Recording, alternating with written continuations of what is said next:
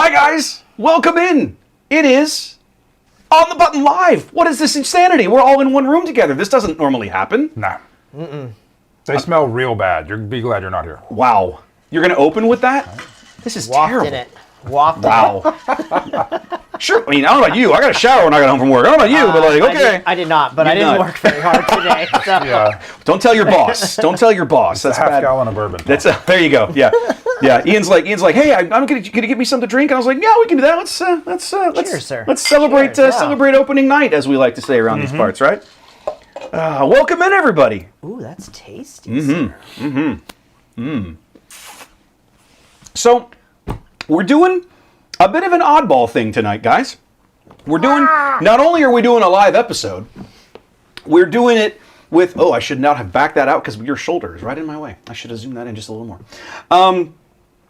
We are opening all kinds of stuff. So, Fantasy Flight tagged me, Fantasy Flight tagged me about, about 10, 12 days ago. And we're like, hey, there's Jack, right, the new community manager over there, was like, hey, I finally got all the approvals that I needed for adding people to the program. Congratulations, fill out this form, and we're going to mail you some stuff. Okay, I don't even know what I'm getting, right? Box comes yesterday, and it's full of all kinds of goodies. For starters, these beautiful playmats. You'll get a better look at these later, but Trey and I both have, don't move that, because the camera's set to where that is. Trey and I have these beautiful playmats, right? This is the Cassian Andor. This is the showcase art.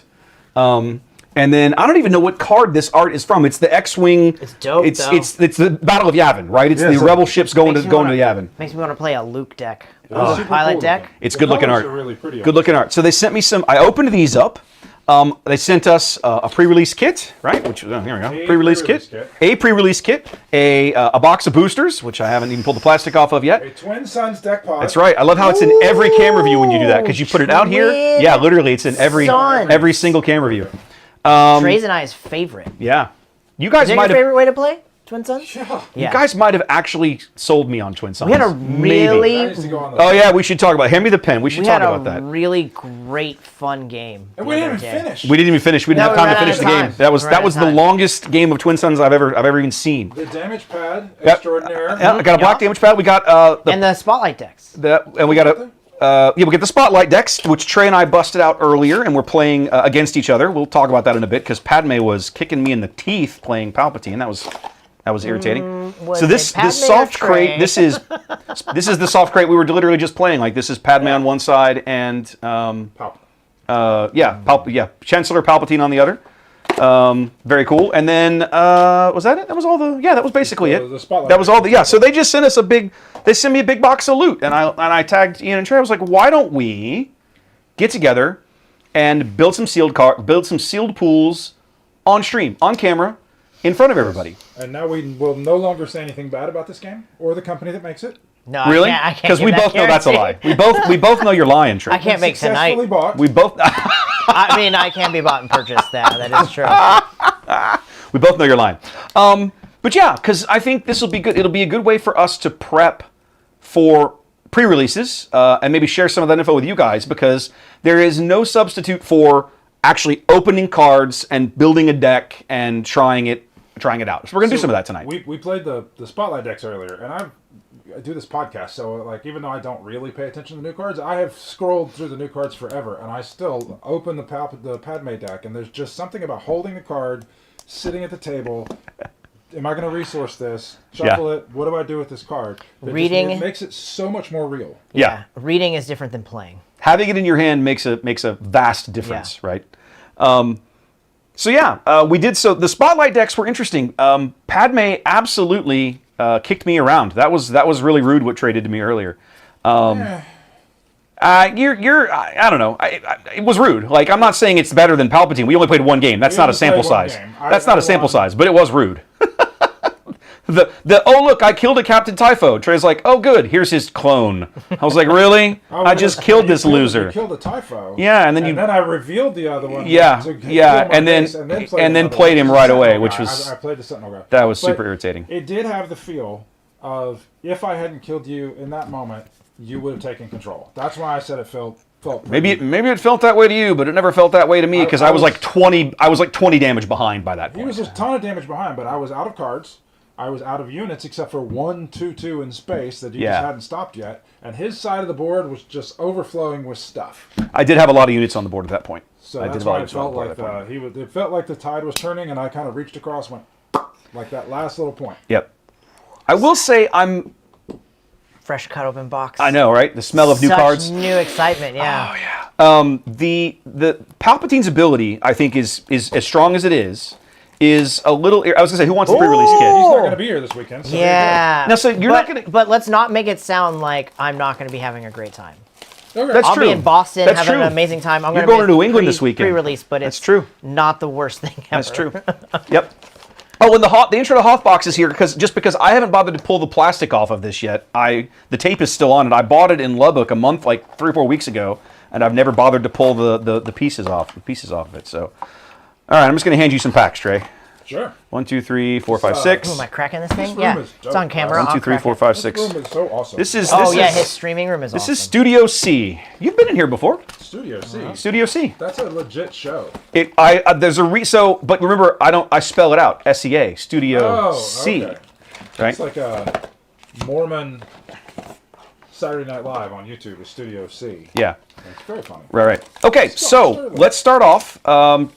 You want the little box? Ian's, I know you Ian's like actually, those. know what I really want? You want the is little I card want, thing in Hold on. front. I want this guy. So one of the things that I think about, because I this guy. manufacture cards and do some game stuff, I've watched somebody kind of open these on one of the stream, and You're holding the little package of the package of the hyperspace leaders. Yeah. I'm curious. I'm betting that whoever does these cards for them, this is the absolute cheapest packaging you can get. They'll have some, when you go to make these, you'll have some range of like, what do you want the foil? So like if you get the OP packs now, they're just the silver foil. Yeah. Whereas in the first set they had like the cool logos on them. Yeah, and then the second one they were paper with the logos, which was the best, and they got rid of those. Oh, yeah. I feel like they were cycling through the various I miss them being foil. levels of I don't like the foil packs. well, I don't I know. don't like the levels foil. of how much money they were willing to spend on OP packs, and they settled on the cheapest foil one they can. Yeah. So then I'm thinking about this one, Which is like wax. It's like a wax it's paper. just like a little wax paper. That's like the a same paper that 70s comes on wax those decks. pack. Yeah. I don't know. I can find out. I look at this and think about the logistics and the design of like how to get it in the box and how they made these things happen, and I just think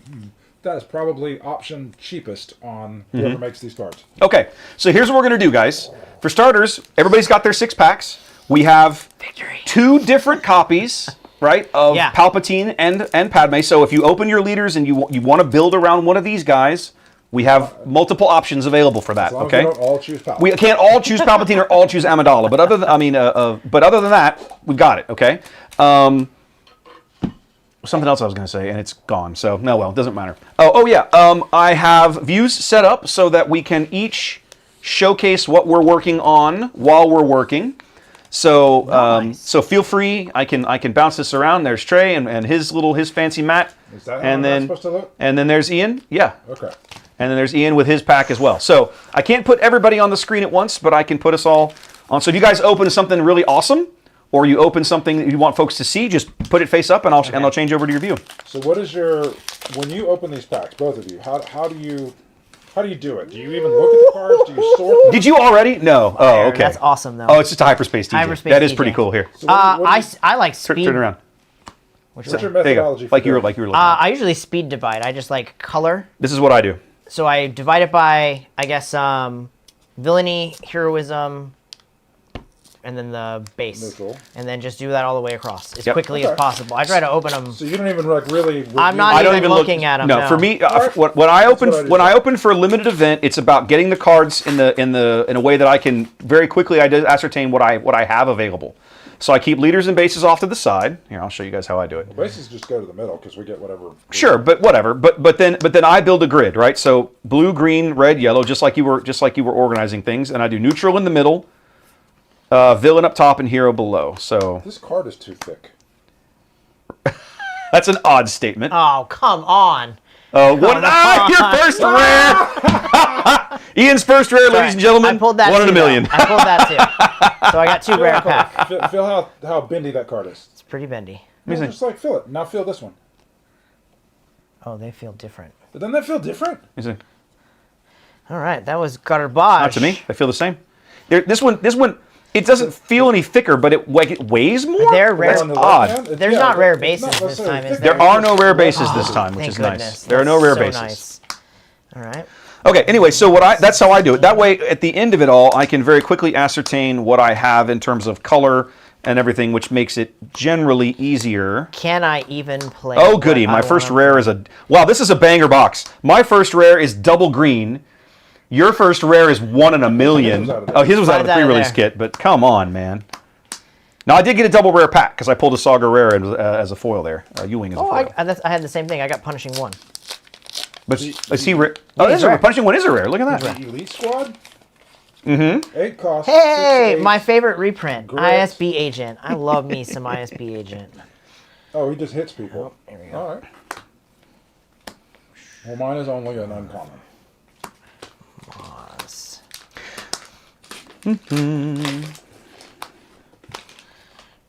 Because invariably, when you do sealed work, you end up with my first legendary there is a Dryden Voss.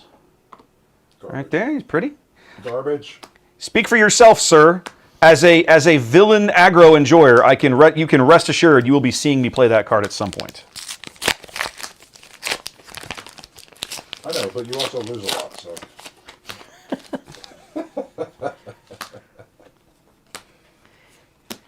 Yes, one of my favorite new cards. Villain Battlefield Marine. Oh, come on, man. Hey, I got a double blue rare. Well, I got a double yellow rare. So now in my 4 packs, I have double yellow and double green. Awesome. And luckily for you, Wes, I'm here, so you can still beat someone tonight. You're welcome. Wow. Wow. Oh my goodness. You know, one thing I did notice, guys, when I was working on the deck, the stream deck, getting all the set programmed in, there are fewer double aspect cards in this set than we've had recently. Ordinarily, there's about two to three each. And this set, there's pretty much only 1 double aspect card in every color. And we've opened all And of we've them? opened everything but double. Yes. I You got opened double blue. blue, yellow. I opened yellow and green, and you opened. No doubles yet. Well, the yellow double. Oh, you opened the leader. We haven't opened The double leader. red. Oh, We haven't opened indeed. Chairman Papanoid or whatever his name is. Chairman Mao. Yeah. All right, let's see. So that's Yularen This and is a red weird. base. All right, somebody explain to me how this works. Let me see. What do you got? Vigil? Ooh, pretty. Vigil, 7 cost, 5/9 space, resistance, vehicle, capital shit. Nope. All right, so if this is, I've got it. If it's on, Ooh, There it is. there we go. when this is on the field, it prevents damage to all your other guys. All So- that, okay, so I did read that right. Yeah. And if damage would be dealt to this, it deals extra damage to this. So this protects all your other guys from taking some of the damage that they take. But if this takes damage, it takes extra damage. This card is By so only wrong. 1, though. Yeah. Okay. This we're all going to come to hate the wrong ride, right? We're all going to see this card playing against yellow decks. Han 4 loves this card. Exhaust 2. Yeah, it's just like, oh, I flip my leader and half your board is and now I'm just going to deny you resources for the turn. It's going to be so irritating. Oh, Viper Probe Droid. Oh, look at that, Ian. I'll see you and raise you. Oh! Nasty today. Oh, You can do a madre, playset of these. madre de Dios. Madre de Dios. All right, let's see. I got Scrabbly Quark Elite Grievous. That's kind of cool. Hidden. The new Grievous? Oh, this is the guy that bounces you. Oh, this is terrible. I hate What? that card. Yeah, you don't like that card. Ooh, should keep Cinta. replaying. Yeah. Isn't that a legendary, too? No. No? Just a rare? It's a rare. It's a regular rare. You pulled a Cinta? Nice. Yes, Cinta's good, baby. You were talking about you've been playing Cinta with your Boba deck online. Your Dude, it's fire. JTL Boba. That card has gotten slotted in immediately. Yeah, it Okay. allows you to get into that attack. Look familiar? A lot of times the problem with oops, sorry, Wes. You're fine. It's just trash. With Boba is you put him out, he does his thing, and he immediately gets disabling Fang Fighter. Yeah, he'll get smashed before he can attack or confiscated something. and smashed. Right. So being able to get that attack in has really helped, and a lot of times, like, I'm throwing him on, like, I mean, most of the time I'm throwing him on a Fet's Fire Spray, sometimes on a TIE Bomber. I played one game where I held him back Mm-hmm. a turn to flip him out on a Ruthless Raider that was exhausted, just to clear the board. So it's been a really good addition. I got some very strong leaders. I'm glad you did, because I don't feel that way at all. I'm feeling very confident on leaders right now. I got a Yularen. I think he's a pretty good I got a leader. Yularen. I do have a Yularen. I like the Lutheran. Who? He's got a Lutheran rail. Lutheran Rail. Yeah. I got Deidre, which is the shoot your guy or give me cards. Yep. I got Jabba, which is deal damage. My guys deal damage to your damage, to your guys. And then I got Leia, which is, we've given a hard time, but I think in limited she might be pretty good. I don't think in constructed Leia's worth a whole lot, but I think in limited good. she might be. I'm with you. She might be okay. Ooh, a legendary? Nice. What do you get? Queen Amidala. Oh, heck, she's pretty good. That's one of the best legendaries in the set. Oh. She just gets to sacrifice people for her. That's Yeah, pretty cool. yeah. Wow. Now we got to go through and see what exists. This is sad. This makes me very sad. All right, we're all done opening. Oh, Ian's got one more pack left to open over I here. got one more pack. Sorry, I'm slow. You're fine, man. You're fine. I stopped to read some cards You're today. fine. I don't feel like I don't have Jason with You're a fine. timer up on the board. And me trying to get into everything. We are not in that big of a Whoa. rush. We are not in that big of a rush. Take your time. 6-drop. Give an experience token to each other friendly unit. That's pretty good. Which one? Oh, that's Crucible. Oh yeah, Crucible's good. Win played and win defeated. Yeah, Crucible's solid. Win thunderous applause. With thunderous applause. Make dudes bigger.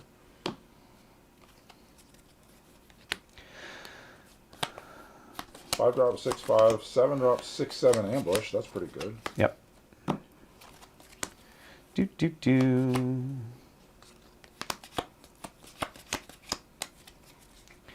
So once I have everything opened, the first thing I do when I'm building sealed is I go through and try to figure out what my unit totals are in each color. In other words, if I've got, what color combos am I going to be able to field the most number of units? So I'm sitting here looking at my stuff. I'll come back to here for a minute. And so, for example, I have, it's hard to count Libertine. 2, 3, 4, 5, 6 neutral yellow. 1, 2, 3, 4, 5, 6, 7, 8 neutral red. That feels pretty good. 1, 2, 3, 4, 5, 6 green. 1, 2, 3, 4, 5, 6 blue. So I have, red is the most units that I have. I've got 8 neutrals, and then we've got 4 villain and 3 hero. So looking at red villain, I do have a Governor Price, so that's probably a possible place to start. And then it's a question of what do I pair it with? I've got some other really good units here in villain green. Let's see, what else do we have to? Yeah, that's not bad. So then I could also be looking at Yularen as well, possibly. My yellow villain is not amazing, so I probably don't look at Sly. And my villain blue is kind of not really worth it, so I probably don't look at Palpatine. So the way that I do it is I go through and I just look at cards. I look for cards that I think I really want to play these cards. Okay. So I will, like at the moment, I'm going through my red, my neutral red, and I'm looking and saying, does this card make me want to play this deck with this card in it? So at the moment, I've got like 3. So that's the ones that I've got so far. I've got the 2-drop 3/3 that you have to disclose or you hit your base. Mm-hmm. I've got Crosshair, which is on attack, deal 1 damage to another. If you do, deal 2 damage to the base. So those are good aggressive sick. cards. Mm-hmm. And then the real piece of damage removal. So those are cards that I want to play. So I also have like 2 ambitions reward, which are fine, and maybe I play them if I'm in red. But they don't make me want to play red. I don't want to make people discard a card. Why, that's fun. Aggressive negotiations is pretty good, but I don't think it's a build around me card. I look at my heroism and villainy cards first to see which laters are even playable. I have trash heroism cards, so In terms of, just like across the board. turns across the board. Okay. So I can just automatically say that I'm not playing those 2 leaders. So you're not playing hero. You're just ruling hero out. I can rule here. I don't have enough cards to build a deck around it. Okay. Now I'll see if I can find the leaders I have left. See if I can find some good synergy with a leader or two to see if I can really get some value out. So, like, I'll look at price, see if I can create a bunch of spy tokens because I can ready the crap out of them. If I can just find a bunch of really good units, I could play Yularen. And what does Sly do? I don't even know what Sly does. If there are 4 or more exhausted units in play, create a spy token. She makes spy tokens, yeah. She makes spy tokens. So I can ready them or I can make them if I can go wide. So I guess I got to look to see how many spy tokens I can freaking make. Let's make some spy tokens. Good way to go, baby. So, come back around here. So that's kind of where I'm kind of in the same boat as Ian. I look over my hero stuff and I don't feel like I have cards that are really inspiring. I've got a couple of 4-drops here in plain. Hunter is really good, I think, but he's pretty much the only good high-end hero card I have. This Inner Rim Coalition is not bad, but doesn't make me super excited. The Dracilian Commando is kind of the same way. I have a couple of decent top-end space units in blue hero, but I'm kind of like, nah, you know, I've got Vigil and a Jade Squadron Patrol. I don't feel like that's worth trying to build around. Chat's asking about cost curve, and so for my when I'm building sealed, what I'll do is I try to figure out, okay, what are my colors? You know, what am I going to be in? And for me, I think I'm going to end up in red green villain, and I'll probably go with price, just because. And my main thought process there is I've got a Cinta in here, and price flips on 6, and Cinta costs 6. Whereas if I want to use Cinta with Yularen, I have to come in late. Now, Yularen also has the interesting ability, if I don't flip him and I wait for 6 and then bring him out, I can play Cinta, attack with Yularen. So I can get 2 unit attacks and playing Cinta out of 1 action, which could be fun with Yularen. So I got to think about that. But that's kind of where I think I'm going to end up in terms of deck building.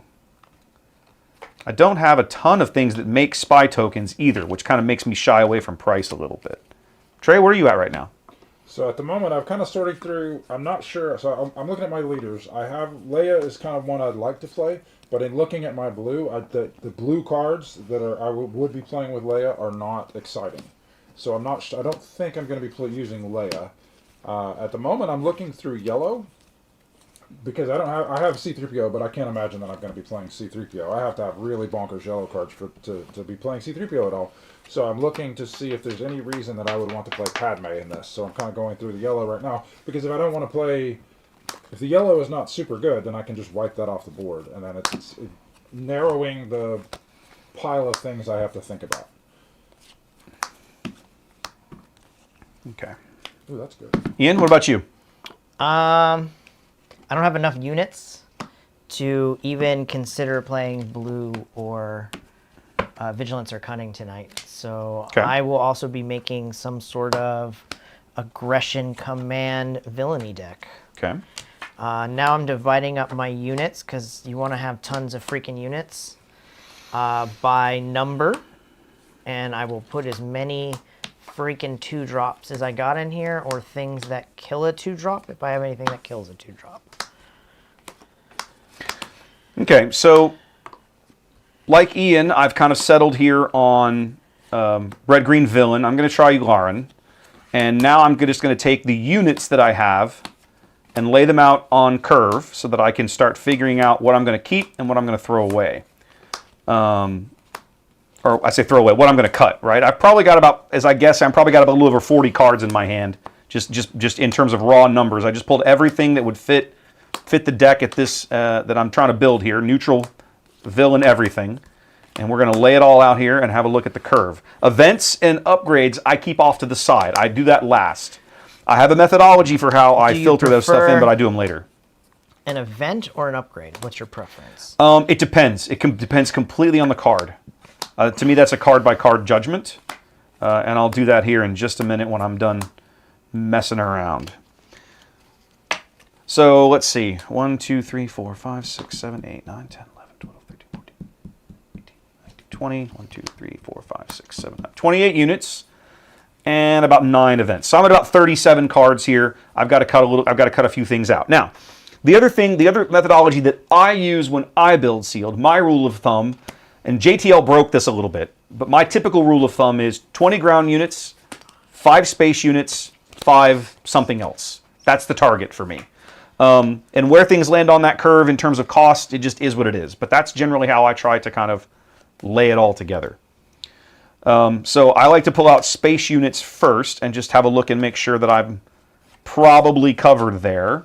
And it looks like as I look here, I have exactly 5 space units, which is pretty much where I want to be. So those cards all stay. Like, they're not going anywhere for sure. Then I got to start looking at cost curve to make sure that I've got enough one drops or enough early game drops to make sure that I can play on curve. In a 30 card deck, I figure if you've got 6 to 7 turn 1 plays, you ought to be pretty good. Ian, what about you? Like, where do you guys fall in that discussion? I like to go as wide as possible. I'm absolutely lost in thinking about this, and I didn't hear a word you said. So my question is, the chat was specifically asking about cost curve. And so my thinking is, in a 30 card sealed deck, I try to shoot for around 6 to 7 turn 1 plays. Maybe 8, depending on the deck, depending on the cards. If you pull a bunch of Imperial Dark Troopers, that's a great card for the cost. You're probably going to play them all. Yeah. Like that kind of thing. So when I lay out units, I need to see a bell curve.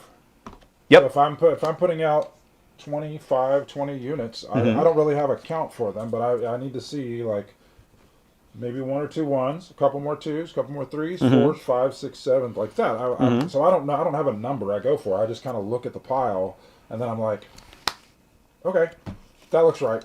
Okay. I want to always be playing cards. Well, Always. sure. So I've discovered that my white is not going to fly. Okay, so none of us are going to play Hero tonight just because we didn't get enough. Yeah, the pulls aren't. I didn't pull enough. The pulls aren't there. The pulls aren't there. You gotta work with what you get. No, I think mine is more leader based. Which is a shame because Amidala would be a smashing card in this format. I think. Mine is more leader based. I can only, if I'm playing hero, I have to play blue or yellow, and my blue and yellow suck. Okay. So I could, like, if I play this, because I have Leia, I have Satine. In other words, because you have to play either blue green or yellow green because of your leader choices. Because my leader choices. So I have a lot more of the. Whoa, sorry, my hearing. I bumped my hearing aid. Oh, I can't help you there. I have a lot of really interesting white cards that might be interesting to play, but they're not going to fit in blue, green, or yellow, green. So Okay. My leaders are, they're off the map. So let's put them back on. My villain leaders give me access to much more stuff. Okay. I really, because I kind of looking at the leaders, Deidre's really cool. I like Deidre in general. Deal damage. I do like Deidre. I think she's got a lot. I think she'll be good in this format. I think she'll be good in general. So I'm kind of looking to see, is it possible? Can I build a red deck? Because if I'm playing Deidre, I want to build a red deck. So I'm looking at red. And then what goes with red? Let's see.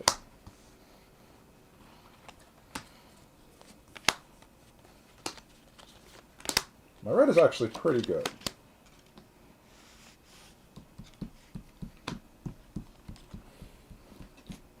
So maybe that red. Not that red. What do I have? Does blue just suck all around? Ooh, I have an extra space. I have 6 space units in here. Okay, so then I probably need to cut something. Ooh, I don't want to cut that one. I kind of don't want to cut that one. One of the things that I like about the limited environment in Unlimited is that space has a big impact. It continually shocks me how good space can be in this format, because sometimes people forget it or they don't. This is gross. They don't think about it. And I will say, it's nice. JTL kind of broke that mold, which I really liked, but these last 2 sets have gone back to it. All right, Trey, take us where you're at. I'm looking at I haven't looked at Villain Blue yet, and so like this is just like this guy's gonna make. I have a 3/4 for 3 that's gonna give me Sentinel. I have Slymore. I have a Death Trooper was just a solid card. Death Trooper is a good card. It's just a solid. I have Slymore that when I play Right where you want to be. That never happens, but What? that just fucking happened. he nailed it on I cut to 30 exactly on just the He nailed cards it on I the first thought were try. good enough to play. Holy shit. I have have Sly Moore that when I play it, it's just going to make everybody else not be able to do damage to my base. I have this freaking thing.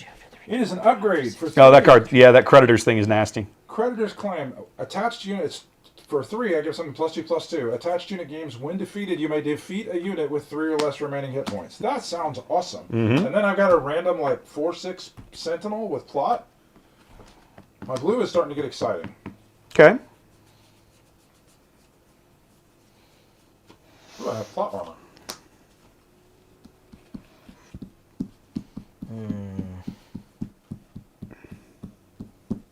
So just to give you guys where I'm at, right? I've got my 5 space units. I'm at 21 ground. So just to kind of keep my rule of thumb, I've got to cut a ground unit, and I'm kind of not sure where I want to. So at this point, I might actually leave it alone, and let's just look at what else I've got here. Let's see. Ooh, So I got a sub. I'm not worried about making spy tokens. Let's Call It War is an excellent card. I think I want to play that. That's for sure. I definitely want to play, I think I want to keep Ferrix Uprising around just because, again, these are just good removal cards or good damage cards. Contempt for Culture is a really good villain card. This pairs really well with with Price. So maybe I should be looking at Price, maybe. Because I do have 3 quick instant make a spy token cards. Which maybe has some value to think about that. That would change, it might change how I approach this a little bit. Let me look at the rest of my green events here. Budget scheming is good. I played this on Trey earlier. We were messing around just with our starter decks against each other. Had some fun with that. So, you know, it hits a lot of different units, although let's see, what have I got for officials here? My leader would count. Thank you so much for inviting me, Wes. I'm having the best time. Right Good. now. So I've got 1, 2. Dryden's not an official. The Endo commissions are 3, 4, 5. Probably 6 here. Yeah. Budget scheming maybe not amazing then, because I don't know that I have enough officials. Convene the Senate would give me another way to make a spy token. So maybe now maybe I should be looking more towards Price and kind of trying to flood the board a bit. I think, you know what, I'm going to try it. I think that's a great strategy. I'm going to try it. Just to be different. There's not a lot of removal in this. There's no overwhelming barrage. There's no craving power. I don't think there's that type of card. The only one that really can hurt you mass is what's the one that kills all the space units at once? He pulled one. Tempest Assault. He's got one. It's in red villain. No, it's a blue card.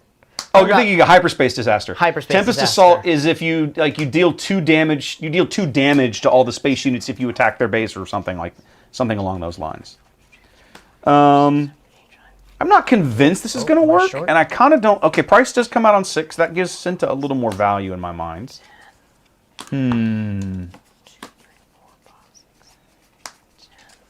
The one thing that I find that maybe is not amazing about this is I don't really have any units that make spy tokens, right? Do you have any extra sleeves for those who came from Yeah. I told you I had sleeves. Plus, I got plenty of sleeves for everybody. Do we got Sea Raptor sleeves? You do not. I have just Joe Blow unlimited sleeves in a drawer behind me. So give me a moment, and I will grab some of those. This makes way more sense. Actually, let's come back to here for a minute. We'll just show everybody the room while we work. Is anybody going to play a rare leader? Price would be a rare leader, presuming that's what I stick with. Oh, she is rare. You went with Yularen, didn't you? Yeah, I'm going to go try Yularen out. I'll give you some green sleeves then. Sounds like a plan. 2, 3, It's a 4. pretty DJ 5, card. I know it's 6, not a 7, showcase, but I love the hyperspace 10, ones. 12, 13, 14, 15, 20. 1, 2, 3, 4, 5, 6, 7, 8, 9. There's 30. Thank you, sir. Trey, you got sleeves over there? You good? I have sleeves. You brought your own. Cool. I may also use the green So sleeves. I've We'll settled see. on Working from home 3 on. different gives you that Go. advantage. So what I've done now is I've laid out a grid of my curve on 3 different colors. I've used all 3 different colors so I can look and see what gives me the best curve and which one is the most exciting to play. So my top row is things that are not units, my middle row is ground units, and my bottom row is space units. Okay, I have a ton of 2-drops in this. I don't want to have a ton of 2-drops, so let's see. Blue is the worst at 2-drops, but blue is really good at other stuff. Bum, bum, bum, bum. Now just be ready for the rest of the night being like, let me read that card. What's it do? Well, there's going to be a lot of that. What does that one do? What? All right, I think now I'm down to, if I do this right, I think I'm down to 32 maybe. I think this is where my count is at. Let's see. I will also keep an eye out for anything I want to play off aspect. Oh, that's actually a good point. I should go back and look through just to make sure there's nothing else. Because the sealed and like limited is the one time that maybe off aspect starts to be really appealing, right? Better be There are a certain bomb. cards. Well, either that or a really impactful card. Like again, any kind of unit removal. Now, there's not much of that in this set. I think maybe only a couple, and they're probably all in blue, but worth looking at. Can overpay you know for what an I'm gonna ambush, do? maybe? Is that what So you're saying? earlier, I was keeping a couple of 1-drops in the deck because I was playing Yularen. But if I'm gonna, but No. don't For know, your man. Larn, in my head, what I'm thinking is spy token. right. But that's just it. Like that's what I'm saying. But Price wants the actual token unit. Yeah. I think I'm going to cut the 1-drops. I'm thinking with Yularen, I want to create a bunch of spy tokens and get in a bunch of those raid 2 attacks. Really annoying raid 2 attacks. 20. 6, 7, 8, 9. There we go. 30. All right. I'll sleeve that up and we'll see how it goes. I'm not convinced it's good. I'm not convinced it's bad. However, I am going to take Trey's advice and have a quick look for... garbage. It probably is garbage. It's garbage. Have a quick look for any kind of off aspect stuff. What that everybody looks watching is appealing. going to see tonight is us getting our asses kicked by Trey, which is no different than any Tuesday for us. We just pushed it back a day. So, chat talking about how Mike won in Philly, focusing in on space and limited, and he did. Oh, that's a great strategy. If you it can can pull be. enough units, If yeah. Now, I'll say this. I think in sealed, the trick with sealed is you're going to get what you get, right? You got to work with whatever the card gods hand you. In draft, his strategy, I think, is a lot more interesting because it becomes, I won't say easier. Maybe it is easier, but it becomes more possible, let's say. Because space units, in my experience, and maybe you guys have had a different experience, but in my experience, space units tend to get overlooked a lot in draft. Yeah. If you can pull enough of them, it's a great strategy. Yep. The only time that didn't work was JTL. But Right. what was a pretty strong strategy in JTL draft and sealed was to go all ground. Was actually not a bad strategy. Now, okay, so let's talk a little bit about removal cards, right? Because one of the things that really stood out in Legends of the Force, right, was the removal blue cards. Actually, when we did the stream in Dallas, it wasn't the blue cards that played well as removal. It was Protect the Pods. It was the green It was green. card. It was green. It was but the my green point is Protect the Pod people played tend the to best focus over and on over blue, again. right? Yeah. Okay. Charged with Murder is one of the only, just straight up hard removal cards in the whole set. Yeah, but don't you have to disclose? You have to disclose, and it it's requires got it. the unit you're getting rid of be damaged. This is the kind of removal lot. card that going forward, I actually quite like. Yeah. Okay? Where it requires You have to stuff. interact with the unit on the board before I can just murder it, as opposed to, I just played a card and blew it off the Power of board. the dark side. Yeah, ridiculous, right? Takedown. Now, Knowledge and Defense is a little different, right? This is... Minus plus a draw, right? Exactly. It replaces itself, and it might kill something that's either been damaged or is just weak or whatever. These are the kinds of... Now, playing Charged with Murder out of aspect is almost impossible because of the disclose effect, right? You have to disclose double blue to get anything out of this card. Wow, okay. That's, yeah. All What's of the it- Charged what's its with cards cost? function that way. What's its cost? 4 blue. Well, that's going to be hard to play in sealed because you're not going to have... If you're not playing blue, this card is just not any good, right? Well, yeah, but also if you're not playing blue, you can't play it off. Knowledge and Defense, though, But that's asking a lot to have in your hand I would agree. to pop it. Knowledge and Defense, though, might be the kind of thing you could consider playing off aspect. At Possibly. 5, right? It would be 5. It would now is not cheap. And you're giving but something -2/-2 or -3/-3. -2/-2. But you get a card too. It so replaces itself. So me, again, that- it's overpriced at 5, but it's not awful. If you're in a pinch, It's a good value at 3. At 5, it's worth considering. it becomes a more common card, but it's I- not the worst thing you could slot in. My point is simply that when Trey brought a really good point up that I want to make sure everybody understands. When you're building for a sealed event, take a look at the stuff that's not in the aspects you're focused on, and just give it a pass, and make sure there's nothing in there that doesn't that doesn't catch your fancy. You want some? Try some clear sleeves for your base and leader. Also, thinking back about curve, like the cards are printed in such a way that you're just going to get kind of a curve. Yeah. The curve. Well, I'm looking at my cards in front of me right now. I don't have a curve. I have a million 2-drops. But these are the cards that I'm going to play because they do the most interesting stuff. When you open all your packs, you don't really have enough cards to pay attention to your curve. Like I cut like 2 or 3 different crappy that are not good and sealed red and green cards, and then I'm just playing all the rest of my red and green cards. It was painful to cut blue. There was some really good blue removal stuff in here, but this is too good.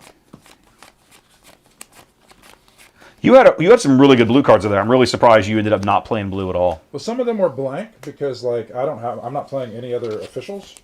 Like Yeah. The one that says, oh, you give an official Sentinel. Yeah. Now I gotta decide which one of these to play. Are we all on? We're all on red green villain. Every single one of us is on red green villain. Maybe that's the way to go. But we might all end up with different leaders. Can I get a couple more of those? What do you need? I'm just some spy dividing tokens out or whatever. spy tokens, Yeah. Go ahead. We've got some out of the Padme and stuff and starters over here as well if you need them. All I'm gonna be doing is creating spy tokens over here. I hope.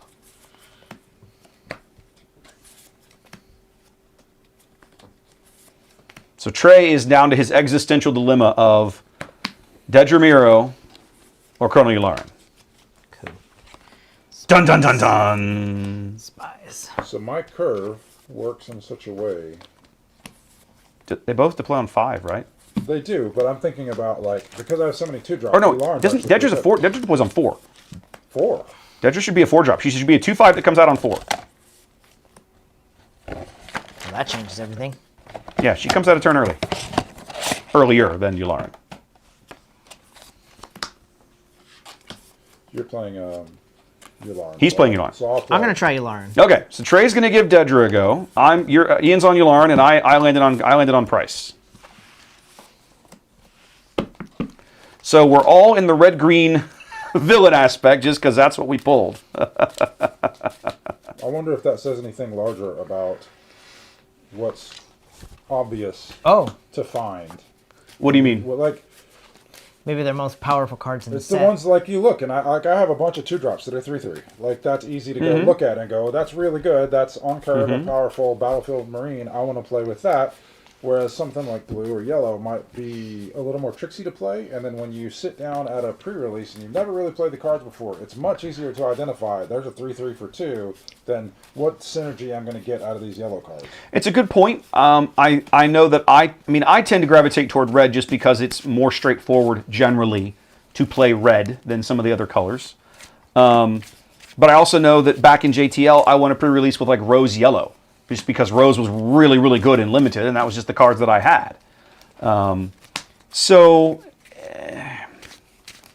I think I did not. chat was asking about kind of what we think the strongest colors in the set are. My initial impression is that they've done a much better job of balancing yellow in this set than they did in Legends of the Force. We all talked endlessly ad nauseum about how yellow felt really just kicked in the nuts in that set in a limited and draft environment. And I won't be able to form an opinion until I play with everything. Sure.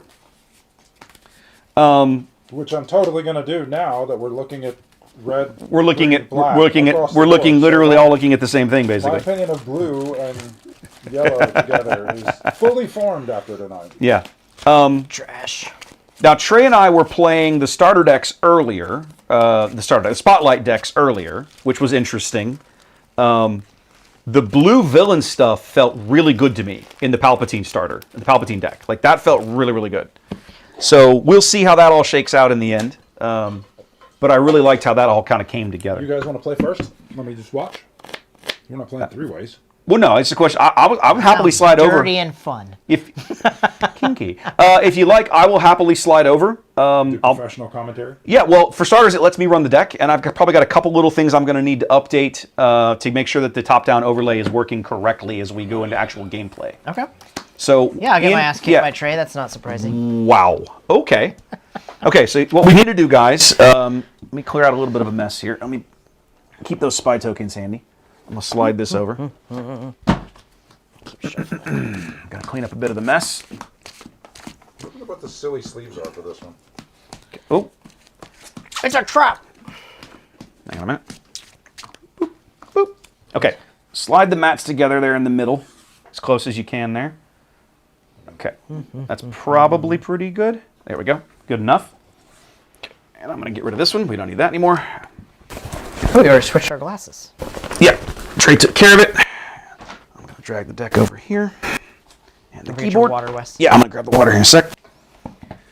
And the mouse and the keyboard, and that'll let me do production duties from this end of the room. Go for it. You sure? Oh, yeah. Probably. Leave them off to the side. They're maybe sub in if I have too many high cost cards. Okay. I put a lot of bombs in here. I don't know why. I just did. I was like, bomb, that's a good one. Bomb, that's a good one. One of the things I really enjoy doing is looking at other people's pools and like trying to rebuild decks and whatnot. All right, let's So when y'all are playing, do a little bit of setup. somebody's Okay. Player info. Stay there. There we go. Burr, burr, Can you burr. reach all of this? I'm Wow. gonna try. Not really, but I'm gonna try. You may have to put my damage counters on. I mean, I'm huge. We can slide the whole thing that way. Wow. No, I think it's for overhead though. Yeah, we got. I'm trying to keep it as centered as we can here. All right, we got names updated. All right, player one is Ian. You are on Yularan Imperial Complex. Sea Raptor. It's all you. Ooh. And then Trey. You got me? Yeah, I on cut. Dedra. Okay. Republic City. Interesting. Interesting start. That is exciting.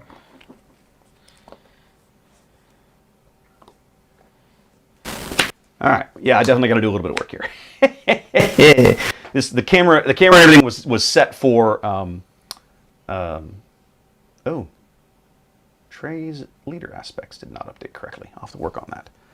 They should have. I will fix that in a moment. In the meantime, let's make some changes here. Come on. There we go. There's my overhead. You're up, homie. All right. Let's do that. What are we starting with? All right, when played, you may disclose green. If you do, the next thing gets ambushed. So you just have a 2/2 in space. Yep. We're playing a Gonk Droid. That thing is awesome. It's pretty good. It's a 1/3 for 2. When it attacks, I get to play stuff for cheaper. Yep. You're not wrong. That's pretty good. All right. Claim. Let's go.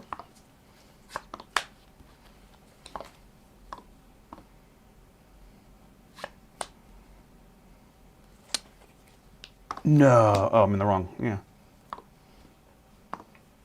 Oh no.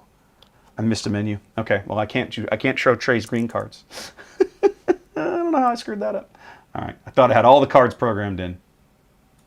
All right. We'll check. I'll take a check on the sound here. Give me a minute. I want to try and finish fixing everything else. 2 to your base. I take 2 to my base. And I will do 1 to your base and make something cheaper. Nice. I don't pay 3 to play this awesome Academy Disciplinarian. When played, you deal 1 damage to a friendly unit with 2 or less power and ready it. Huzzah! There we go. That'll do for now. 2 damage or give me a card. Or you draw a card? Choose an enemy unit. Its controller may deal 2 damage to it. If they don't, draw a card. Draw a card. That is awesome. 2 to base.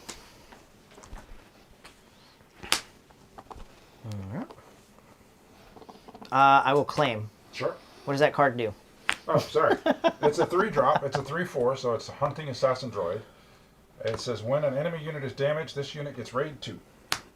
Nice. Okay, I gotta figure out why Trey's leaders did not take. What is happening? Oh yeah. Oh, something weird going on here. Something did not translate when I moved the Stream Deck settings over. I did all my Stream Deck programming on the travel machine and then copied the profile over here. And clearly, something is not translate. What is, oh no, this is wrong. Okay, well, we're gonna have to do this the hard way. You're gonna be doing a lot of stuff, man. Well, yeah, because I reprogrammed the whole They deck. can still see this, right? Yeah, they can still Okay, see this. They're not missing it. They're not missing any gameplay right now. All right, you ready? Go ahead. Okay. I will I'll just deal with use it later. a Lauren's ability. Yep. I'll do 3 damage to your Gonk Droid and 2 damage to your base. Okay, at least the leader programmed correctly.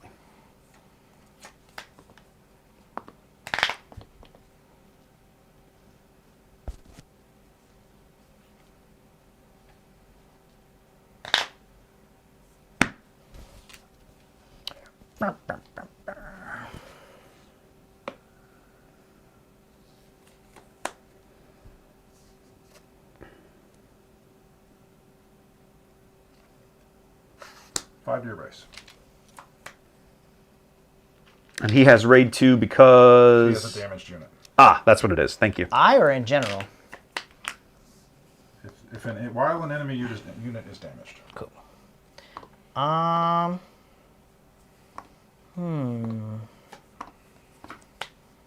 What is happening here? I'm going to play Reconnaissance. If you control a ground and a space unit, draw 2 cards. Seems good. 2 for 2 seems pretty nice, actually. This irritates me.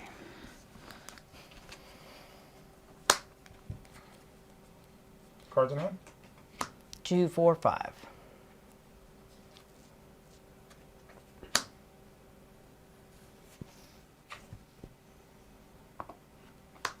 Two damage or I draw a card. Oh, come on. I'll do the 2 damage to the unit. What is happening?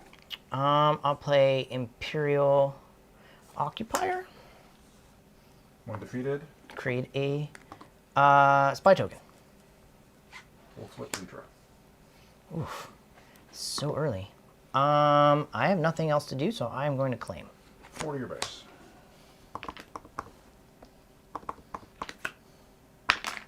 Four puts me at 10. That creates a spy token when it dies. When it dies, yeah.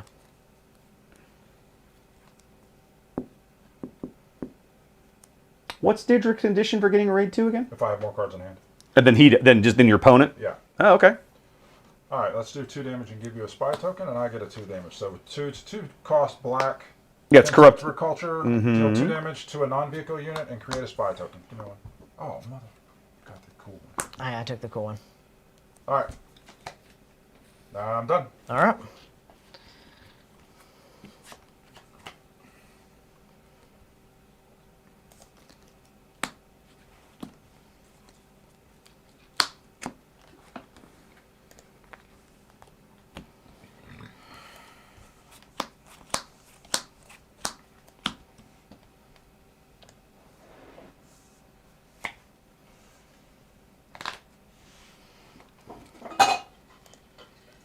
Wait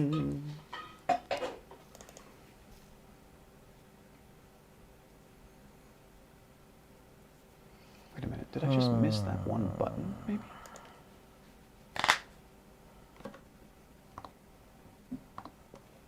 He comes out on 5 or 6. 5. Okay. Let me see the other side of him. Okay. They're all wrong. How are they all wrong? Shouldn't be possible.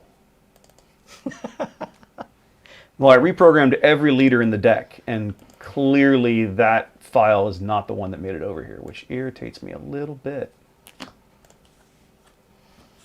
Oh yeah, it's the smuggle thing where we all check all our cards. Only this one is about, do I have plot?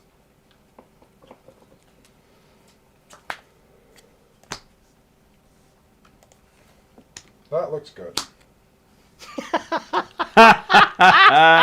This is the penalty you both pay for playing in the same colors, I guess. That was great.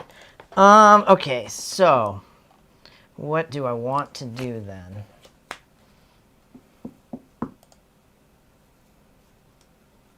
Could crash yours out. Yeah, let's do that. I'm gonna trade 2 for 1. Yep. Yep. Oh, that sucks. Yep.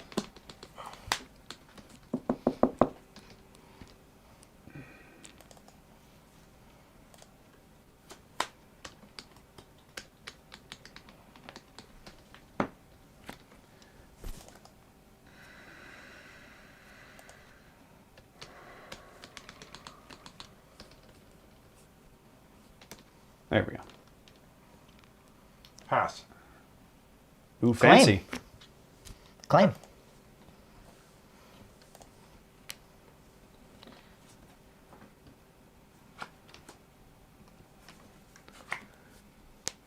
Okay, there we go. Good enough. What a back and forth that turn. You didn't bring your Lauren out? No, you're waiting. Ooh. Yeah, we'll see if it pays off or not. I think I know what he's trying for.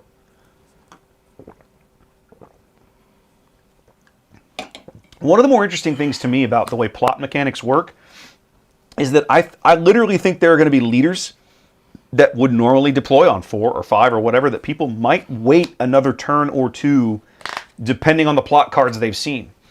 And I think that has the potential to make for some really interesting choices in certain matchups at certain times. Okay, I'm gonna flip. Sure. I'm gonna play a plot card from my hand. Spend one more, and then the one you replace is exhausted. There you go. Thank you. So you should have 4 exhausted right now. Which Yep. he does.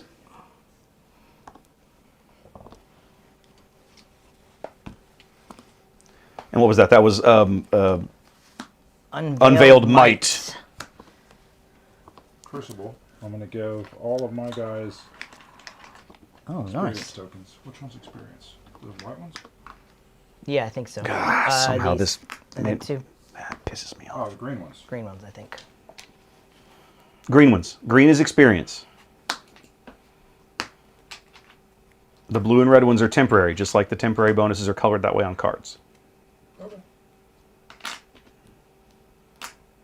Go ahead, Ian. I'll smash your base for 7. 7. That's going to take me to 13.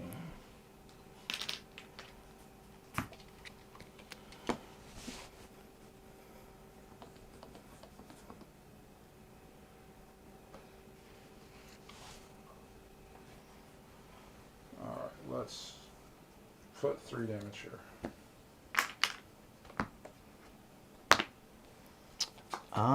Let's deal 4 more to your base.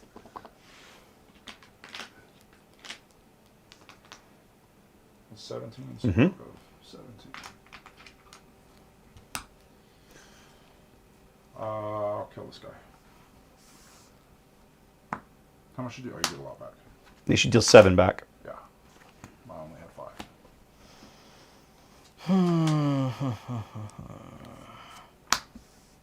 Sure.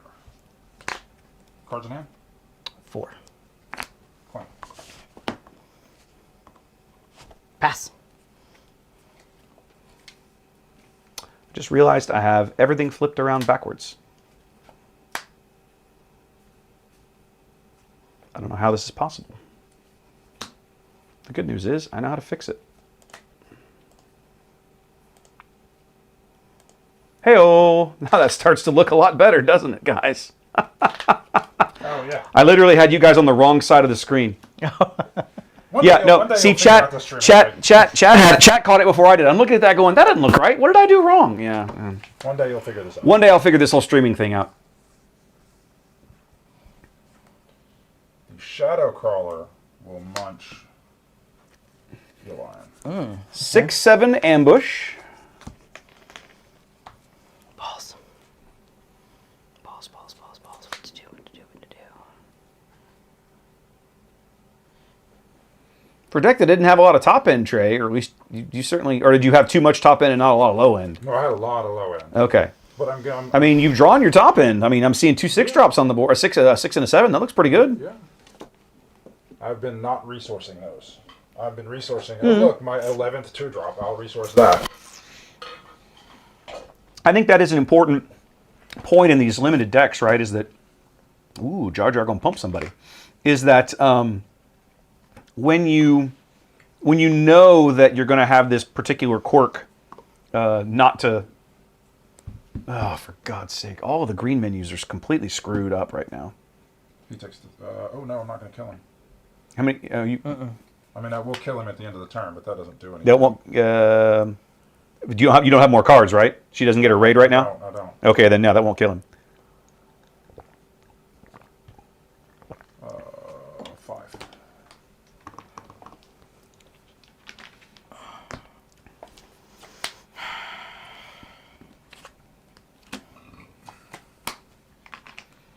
With thunderous applause. Okay. No disclose though. Okay. Just paying 3 for a +2/+2 on the assassin. So now he is a 7/6 for the round.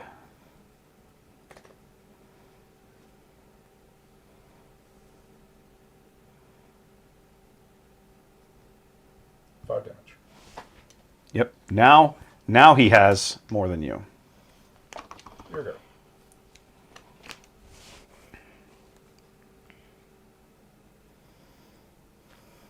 How did I catch you? And pass you? You haven't attacked with your guys, guy. He's still thinking. He pretty much has to do it because he spent so much making it big. Yeah, I think I have to trade it off though. I think you do too. If not, I'm checkmated basically. Yeah, I think you do too. The crawler and the unit get me. I mean, Crucible's going to get you in 2 swings almost no matter what you do. Yeah. I gotta trade off that stupid sandworm thing.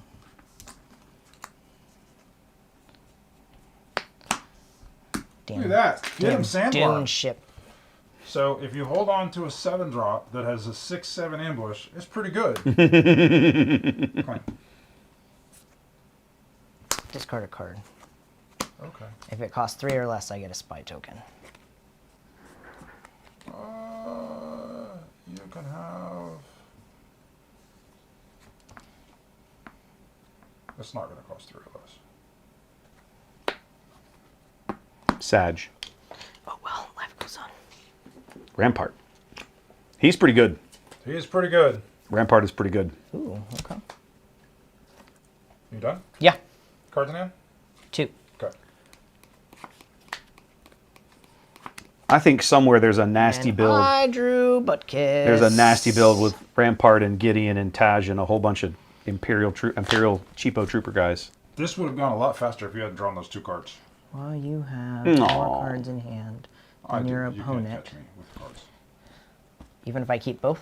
Yep, because I'm keeping both, because I don't want you to catch me. 5 to base. That's it. I have nothing. I got nothing. I'll play that, but it's worthless. What's this? Punishing 1. Too little, too late. 5-drop, 3/5.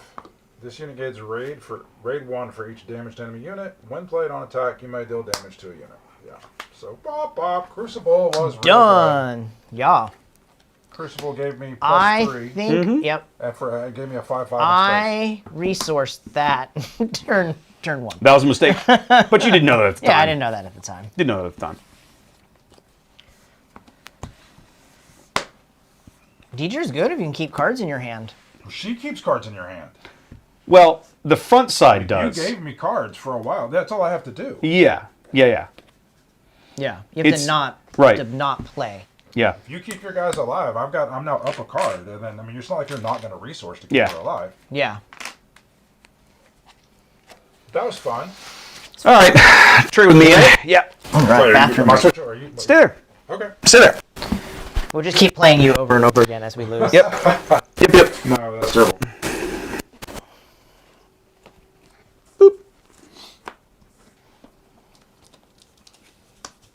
Oh. Let me change my name real quick. Spy token. All right, let's mute this thing. Do. Nope. Don't need that. Let's get rid of you. And get rid of you. There we go. Come on. Ta-da! All right, good enough. All right, this definitely has got to get shuffled up. Mine too. Yeah, I think Deidre's really powerful. I've talked to some folks. I've seen some folks commenting that they really like her so far, and I think that 4 deploy with the Raid 2 is kind of in a really really neat spot, especially with her game text. So She kind of comes across a little bit like Villain Sabine, but rather than murder your base, she's really helping keep the board clear or make it more challenging for your opponent to keep units on the board. one of the things historically in all these games about aggressive decks is that the aggressive decks blow all their cards really quickly. So being able to refill your hand with her is really good. Yep. You know what she would be really good with, I think? Indirect damage. Why? She presents just awful choices to your opponent, right? Okay. Imagine a world where my opening play with Deidre is a TIE bomber, right? And then on my next turn, I swing in with the TIE bomber. You either, if you put any of that damage on one of your units, I can then spend for her ability and possibly more than likely even threaten that unit, even if it's a 5-drop. All right. Right? Or her with Tarkin Town, right? I pay a thing and I name a unit, and it's like, if you take the damage, guess what my next action is? Your unit dies. I'm just going to Tarkin it right off the board. Up to 5 HP, I can do that with her. Really good. So I've heard some people talking about Dedra Tarkin Town, and now that I sit here and see it in action, I kind of start to get it, right? I'm like, okay, makes sense. I should have that card in my deck. Aggressive negotiations. You should totally have aggressive negotiations in a Dedra deck. About her getting 100%. Okay, go ahead. Yeah, put it in. I don't care. Do the thing. Do the thing. Oh shoot, am I in charge of the stream deck? Yeah, so I'll do this. All I Sounds want like you a to do is terrible keep up with idea. HP. This is real simple. What's going to confuse you is that we're on the opposite sides of the table from what the deck is showing you. Okay, where does it? So this is my HP, and this is Trey's. So up and down. Every tap is 1. Alright. Dirt simple. Mine or yours? I don't think we switched. think we switched drinks. No. So no, we didn't. So there's you. I mean, it's alcohol. It's kind of I self. I do love Wes, but Cleaning. I'm not ready to start making out with him. Afraid so. I'm not there with yet. him on that one. So what I'll do after this game, when y'all play, I will go remake my deck with blue so that we can see a blue deck in action. I'd love to see that. I'd love to see I don't that. know if I can do yellow, but Love to see that. all right. All right, let's see if you go first. Oh yeah. You go first. I go first. 2, 3, 4, 5, 6.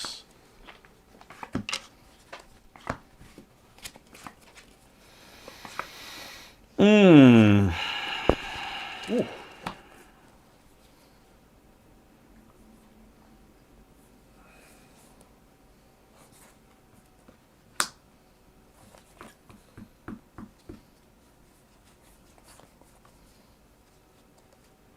It's interesting. I had the same choice last time. Do I resource the red 3-drop or the green 3-drop? And I think I'm making the same choice. Although you were on tokens, so maybe you're making tokens. So I'll do that.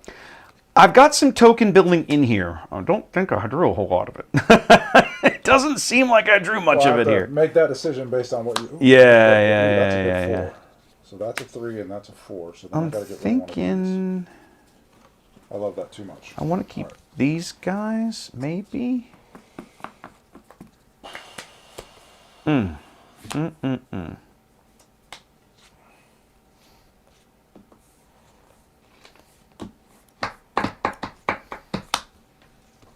Yeah, let's try that. Yeah, let me look at your yellow. while Let's you're try doing that. Okay, we good? Yep. Gonk, Hey. gonk. You're required to say gonk when you play this card. Claim. Sure.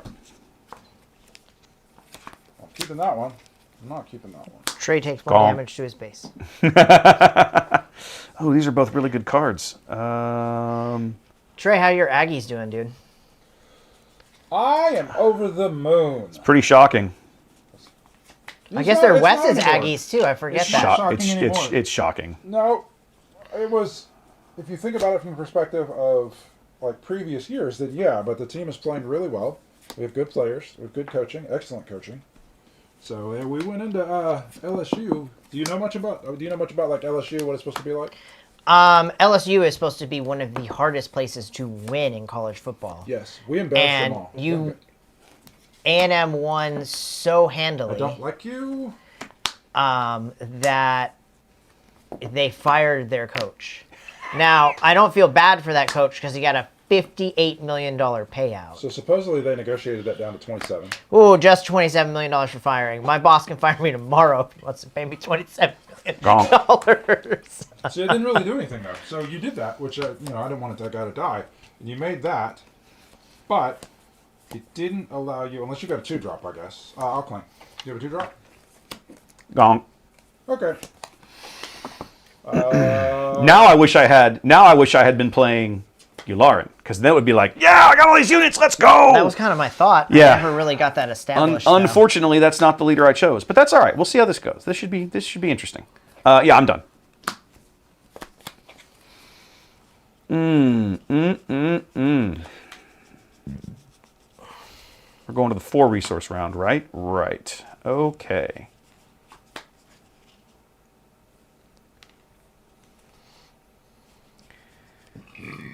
I hate it. I hate everything I'm doing right now, but I think that is the right play.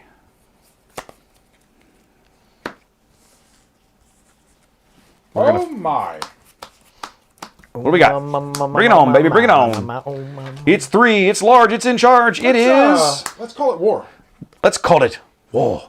So we're pew pew pew pew. What does that card do? He murdered my dudes. It's 3 and a red. Oh. Deal 3 damage to a unit. Then, if you control the initiative, you may deal 2 damage to another unit in the same arena. Trey took So I 1 murdered damage to both his his base. guys. Great card. Let's do 2 to your base. Yeah.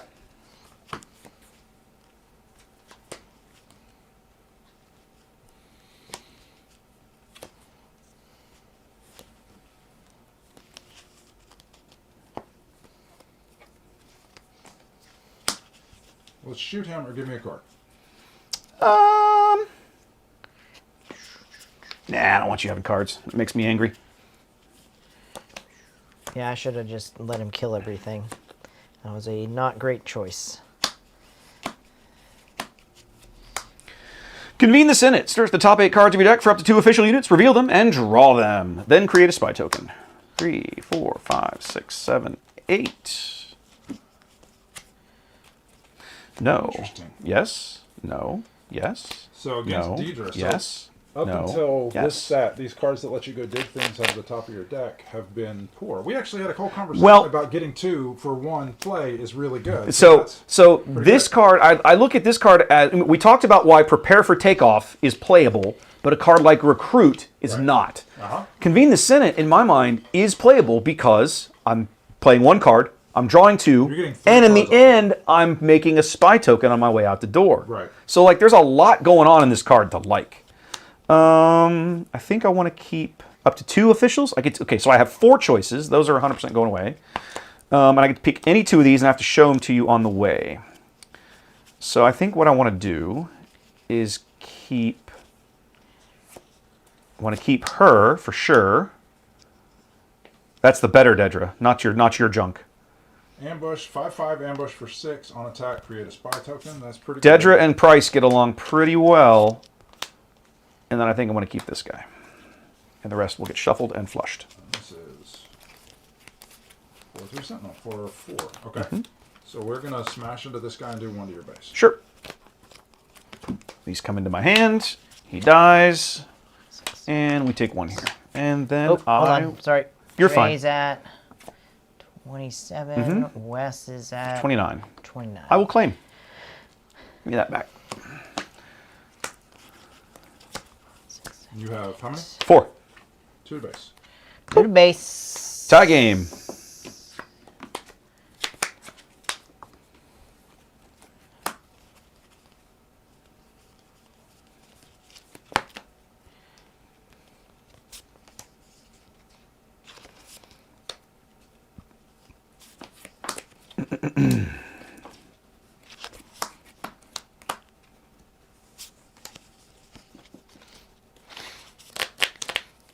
Yeah, I think indirect with Dedra just could be an interesting mechanic. Is it good? I don't know. Probably not, but I'll probably try it and mess around with it at some point just to try it.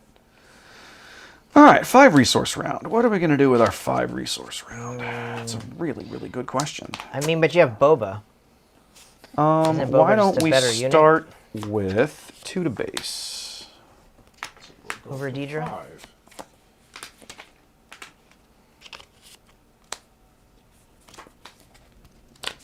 Let's go.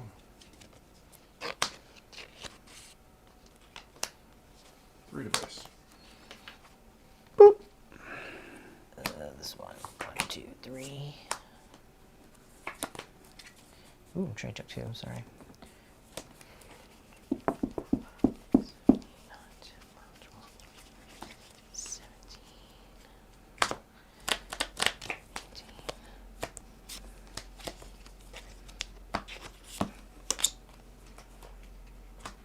I haven't done anything yet. Oh, I thought you took it. No, I thought you took it. no. Right now I'm just looking at Using it something. for- Give me a using it minute. for hand. Yeah. It very well might happen, but give me a moment.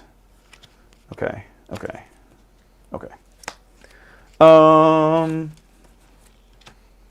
Yeah, claim. Now feel free. Do your thingamabobber. Crosshair. So I played. This is the guy I played last time. Okay. When you have a damage guy. Yeah, he gets raid 2. This is Crosshair, so he's a 2/3 for 2. Mm-hmm. On attack, you may deal 1 damage to another friendly unit. If you do, deal 2 damage to the defending player's base. There you go. Cool. Done. Love it.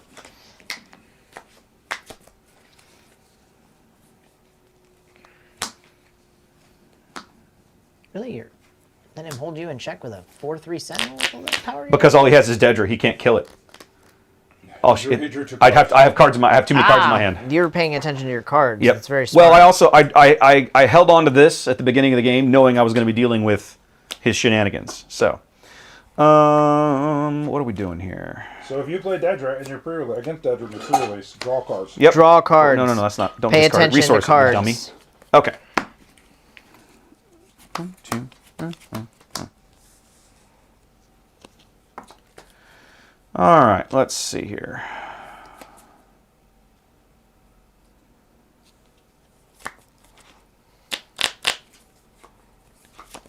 All right. Do we do the thing?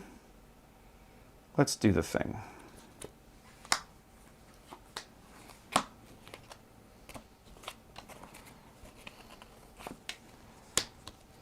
Okay. So he played. We played Cinta, so I can attack with somebody. Yeah. Let's get rid of. Really? I don't have any Sentinel. No, you don't. Let's get rid of this dude. Okay. Take 3 back. Yep. And then when the price attacks, she makes one of these.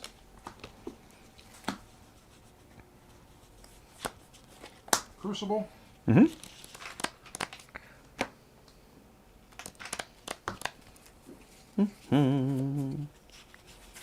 We'll go 4 to your base, please.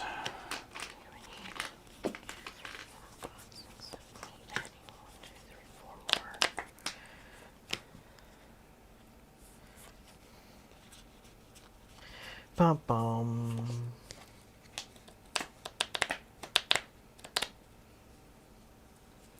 Dedra will kill this guy.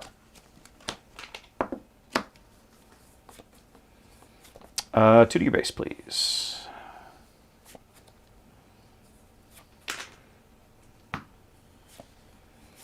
Four?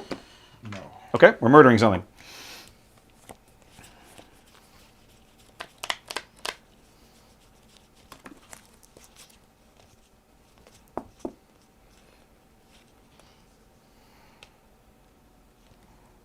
Murder.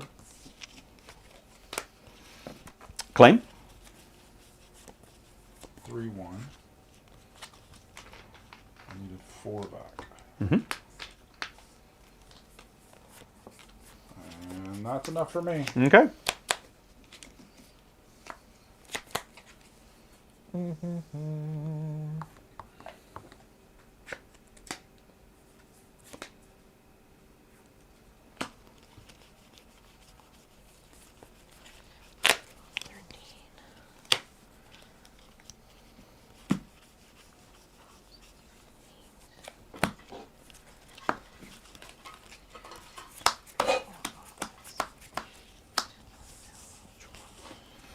I haven't really gotten a lot of use out of Price this game. I think I don't have enough Right. spy generation stuff in the deck, personally. If I hadn't immediately killed your spy, the first one you played when you killed my guy, Yeah. you could have ready. You had the one left. No, I could have, but I intentionally wanted to make sure that I used the gonk thing and went as wide as I could, and that was the plan there. So the spies are interesting, but so far they haven't felt super impactful because they're just like, oh, I just slap it off the board. I just murder it. Like, it just dies. It's just so easy to kill. It's kind of pathetic. Okay. You think you're going to be able to go wide, but you're not. Yeah.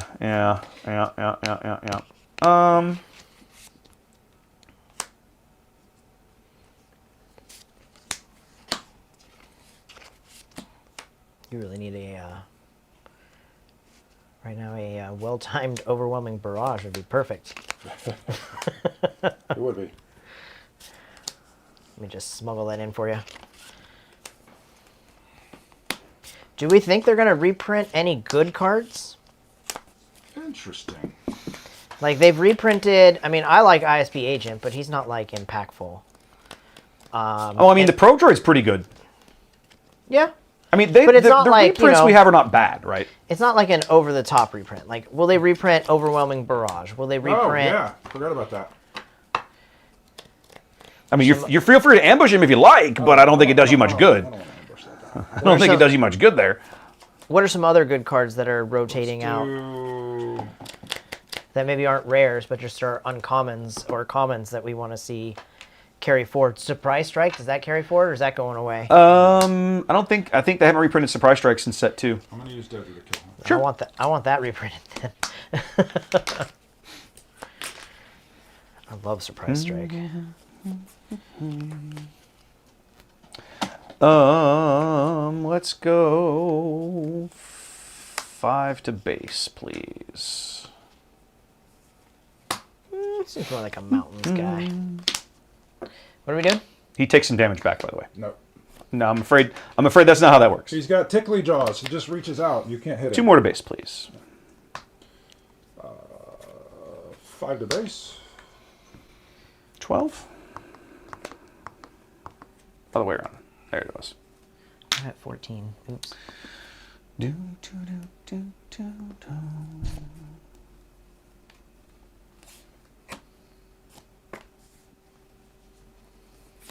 you just give me the finger? No, I pointed at you. Okay, but with what finger? I gave you this finger. Okay, so you did give me a finger, just not that finger. All right, we're gonna do. Boom! I built another shitty deck. Here. Mm-hmm. Do a damage here and 2 to your base. And then we'll do 4 to your base. 18. All good? Yeah. This is my all-star. Well, this and this are my all-stars. The Crucible to make all my guys bigger. And then my Shadow Crawler to knock out some big thing for you. I feel like that is not going to be a good card. Interesting. I'm still debating this. I think I know what I'm going to resource. Let's see. 1, 2, 3, 4, 5, 6, 7. This would be 8. Ooh, that is irritating. That means I can't play both of those this round. And I sort of need to play both of them this round. Which makes me very sad. Well, it just means we end up doing this.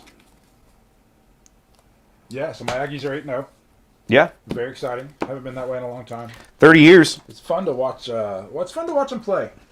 So if you're an Aggie fan for years, it's always that nagging in the back of your head. They're going to do something to blow this. They're going to. Oh yeah. This, they're gonna do You're something. just always waiting. Yeah, I know. Just for so long, you play all your crappy teams at the beginning of the year. So A&M would they get 4, 5, 6. Hey Trey, 6-0. let's murder some guys. Sure. Your 2 damaged guys can die. It's the same crap you did to me earlier. So my turn. Sure. Who we killing? My turn now. Bam bam. Okay. What card's that? Let's call it war. Said with Saw Gerrera's particular drawly accent. Joie de vivre. Yeah, joie de vivre. 3? Actually, you should have one more, but we're not worried about that. I said deal 4. No, I didn't. I attacked the You guy. said deal. Yeah. No, that's last time. Yeah. We're going to deal 5 to your base. Okay. Didn't you attack my Marine? I did. That's what I... Then he should have damage on him. You are correct. Okay. It's not going to change who I murder with this thing, but he should have damage. You are correct. So Okay. 5 to base. Thank you. You caught me red-handed. I'm pretty sure you've won this, just because again the Crucible is gonna carry the day for you here. Because I should have played space units earlier and I have failed to do so, which makes me very sad. So far, So I don't think Price. I think if I had this to do over again, I would go back to Yularen and swap around my event package back to the kind of where I was headed the first time. We'll play it out though, because I'm gonna lose. Take some to your base because I feel like it. okay, we're 20. We'll do 5 to your base. Yeah, you will, and then you can claim and win. So Yes. and my direct damage cards are all gone. I still have some. Well, I just resourced my last one, and it wouldn't do me any good anyway. So yeah, you win. I'll scoop it up. There's no point in playing this out. Yeah, my outs are not here, right? So, yep. I think changing the leader is a big deal. I want to like Price, and I think this is probably not a good environment for her. No. I'm guessing that unless you get some kind of weird critical mass of the right cards, you aren't going to get there. Right. I think that the spy tokens, so far from what we've looked at, the They spy are tokens are as speed bumps. as useful as droid tokens. They're There's yeah, they haven't I want felt amazing. to exploit. They haven't felt amazing so far. I mean, that's an understatement. Yeah. All right, So, yeah. and swap with me. You rebuilt your whole deck over there. Yeah, I went with Lutheran Okay. yellow to try something different. Okay. Well, then come on over here and do the thing while. I'm switching. Oh, you're swapping? Okay. I'm not- Well, then I'm at least going to change my leader and a couple of odds and ends here. I'm going to go to Yularen and swap around some of my events. Oh, by the way, guys, when the game is over, to reset everything, this nifty little button in the top right says "Next Game." Just resets the base health totals for you. Okay. That's me. I need Yularen. Who's got a red base laying around? Hand me that thing. Thank you.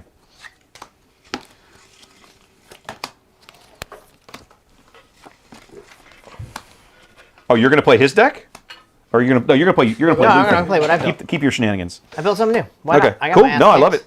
I love Let's it. try playing some new cards. I need to change out some of these events that are like create spy tokens. I'm like, no. In your Go pound local sand. pre-release, if you lose the first game and you can no longer win the tournament, play some new cards. Play. Why not? Try it out. what I've always What done.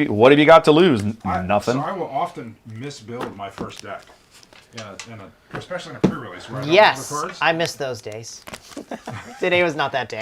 Today was not that Like, day. even if you win the first game, you like the cool thing about the pre-release is you can just go like mulligan. Like if your opponent plays a card that you have somewhere else, and you're like, wait, that's way better than I thought it was. Yeah. You can swap them out.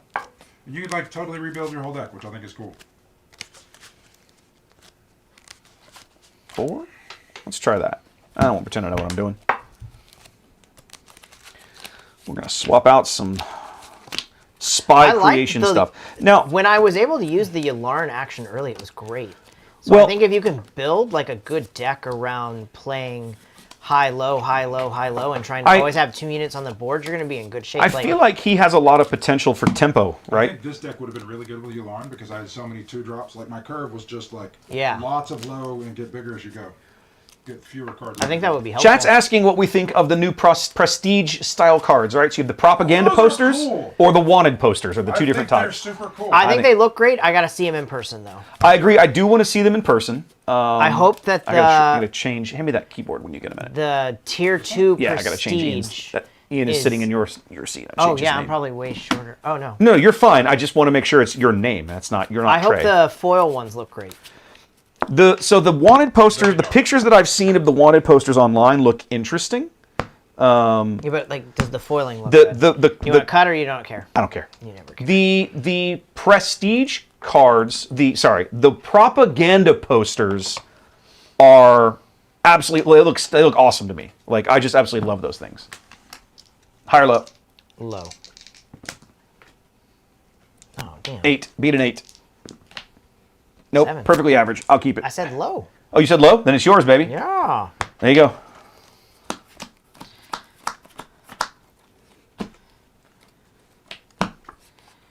just don't. Okay. What time is it? 9? Yeah, we're doing okay on time. Okay. Ooh, this is an interesting way to start this game. Okay. What time is it? Okay. You got 9:15. You got a bedtime tonight? Nah, I'm Wes? okay. I just want to make sure we have enough time to actually like talk through and do podcasty stuff as well. No, it's just Some like of what cards all night. some of what we did earlier was kind of contributed to that, but we do have Yeah. some actual like topics we want to talk Cutting about. stuff in.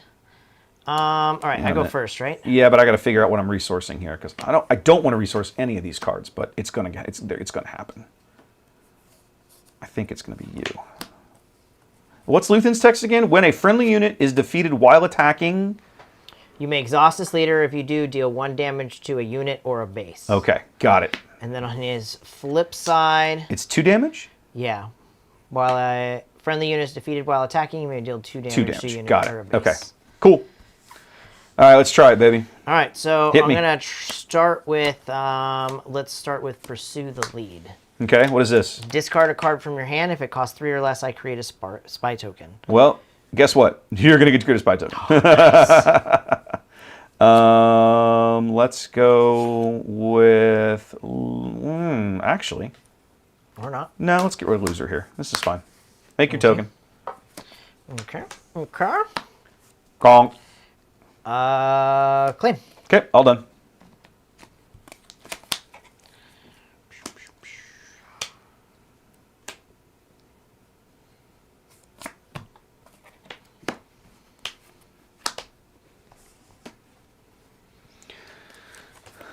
I have a feeling this Gonk droid with Yularen is going to be really good.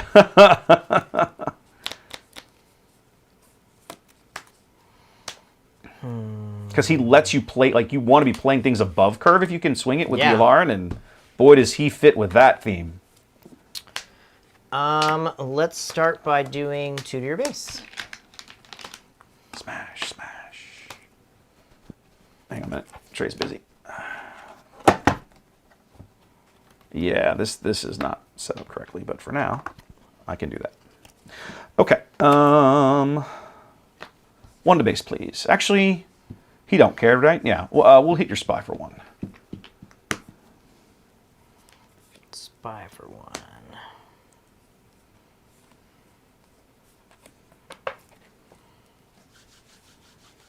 Cassian Matt is quite sexy. It is So- really nice. So Endo, It's nicer in person too, by the way. Yes, it is. This is great. The art, honestly, is just amazing to begin with.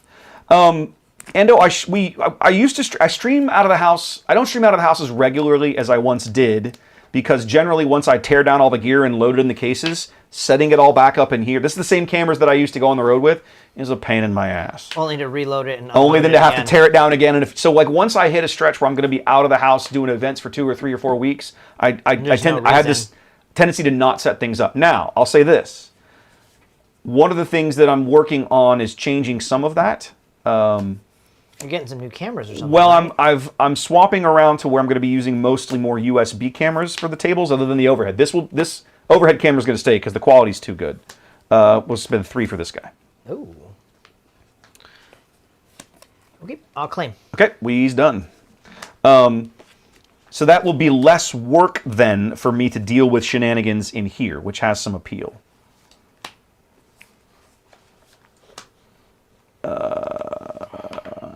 I think I'm going to resource you.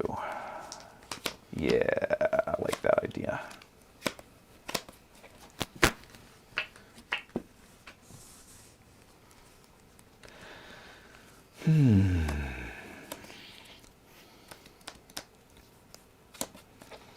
But that'll be a little less work. That'll means that I only have to take 2 real cameras on the road, take the studio cam and the overhead cam. And I need to get a little more gear to make traveling with the overhead cam because right now I have to take the whole, like I have a bar that runs 12 feet across the room in here to hang the overhead camera on.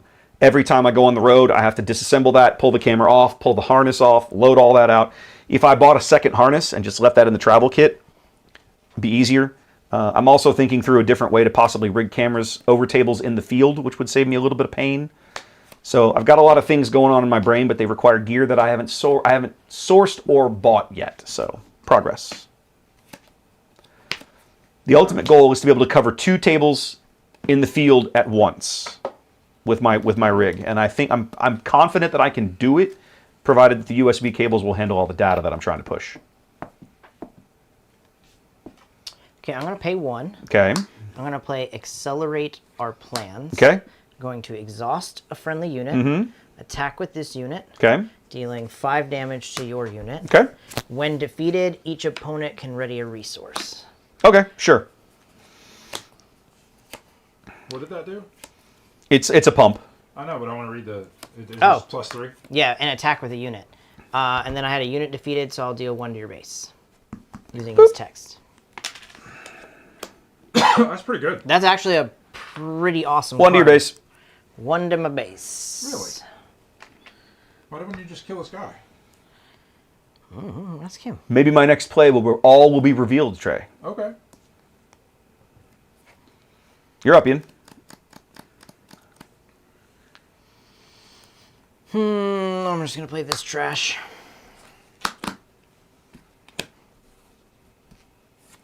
Let's deal 1 damage to your spy with the when played ability. Okay. I will claim. Okay, all done.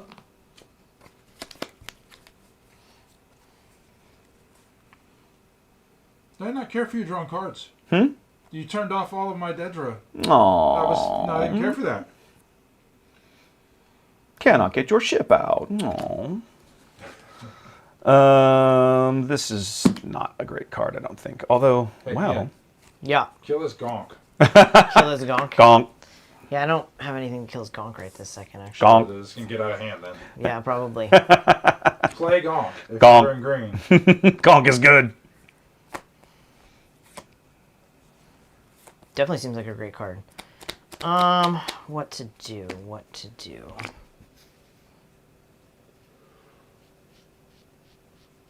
Oh, I just realized why punishing 1 is so expensive.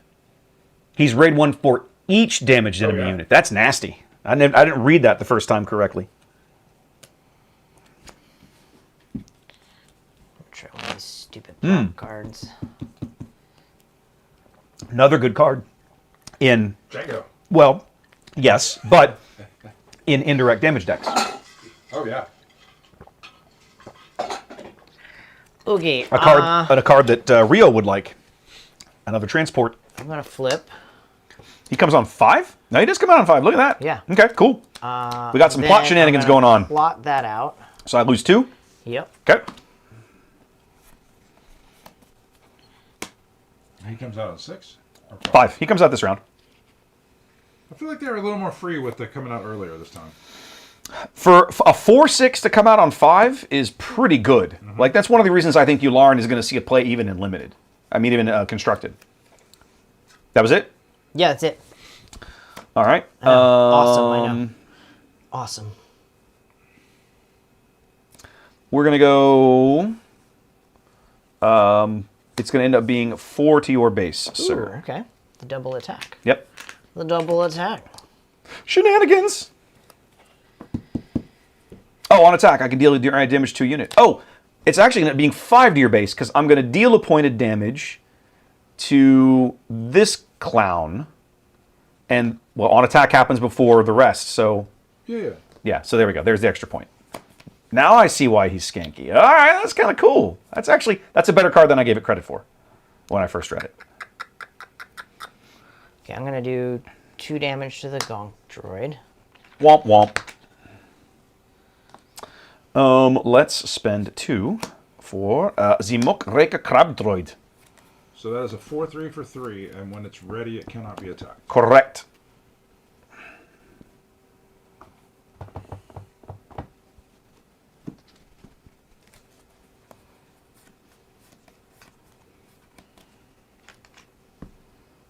Smash in.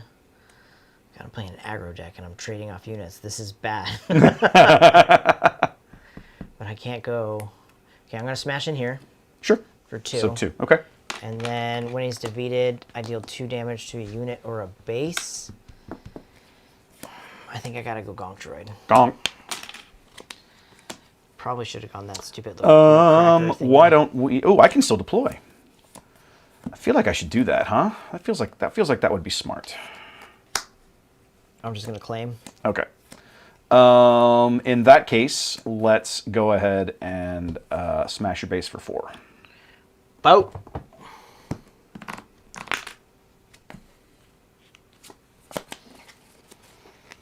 Is there anything else to talk about? We do, but let's wait until we finish a game, and then we can take a second for a little bit and do like podcasty stuff and Sure. play some more. My resourcing. I should resource something, but I don't want to resource these things. Let's resource you. Ian, you're looking a little behind here. Yeah, just a tad. So is it just the pressure being generated by the red green? No. I'm building bottom barrel. I think- to well, put this together. The other I'm thing I also grabbing think scraps. I mean, his early plays weren't units; they were like events to try to slow me down or whatever. And it's like, all right, It's well, not I a great mean, deck. yeah. This is worse than the other one I built Okay. by far. I'm gonna play that and give it Sentinel. Okay. When played, give a unit. So he's going to give itself Sentinel. Yeah. Got it. Cool.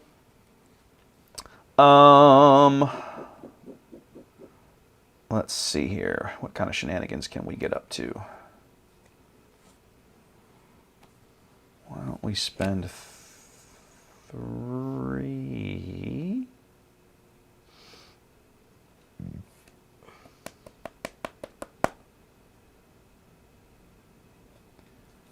Let's deal 3 here. Oh, wait, I don't have initiative. You have initiative. Mm-hmm. Then, no, let's not do that. Hold on a moment. Let's swing in here. On attack, I'll ping 1 damage here. So the total, it's going to be 5 damage. It's going to be 5 damage to your base, and then 1 to this guy. There we go. Okay, Balls. there we go. Now you're up. That's lame, but let's do 2 to base just so I Woohoo, feel let's better go. for myself. All right, now we will smash here. We'll get rid of your Sentinel, take 5 back. And then we'll use his game text to go 4 to base when all that is finished.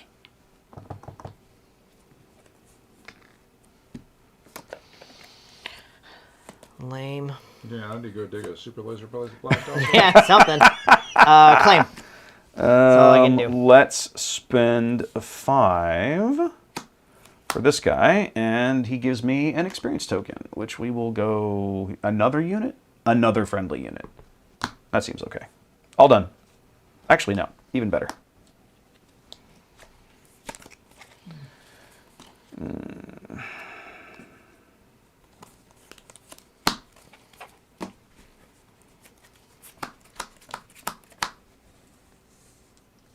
I love how we all ended up building red-green villain right out of the gate. Like, Well, red green is kind of the easiest build. It's the most obvious. yeah, it's well, and again, I don't know about you guys. I didn't have much else to support other colors. Well, Right, my color choices. I was 100% playing red because that was where I had the most units. So I was like, I got to play red something. I could have played red hero. I might still go back. I might be able to go back and knock together a red hero, but it ain't going to be great. I couldn't play hero at all. Okay, when played, if you control a damaged unit, you do. You may deal 2 damage to an enemy unit. Smash. Okay, got it. Like I have one of those, I would have loved to have played. I just did. My heroes, my leaders just didn't support it. All right. I think we go ahead and swing in here. On attack, 1 damage to the arc. So he's a 3, 4, plus 2, so it's 6 to base. That card is good. Wow.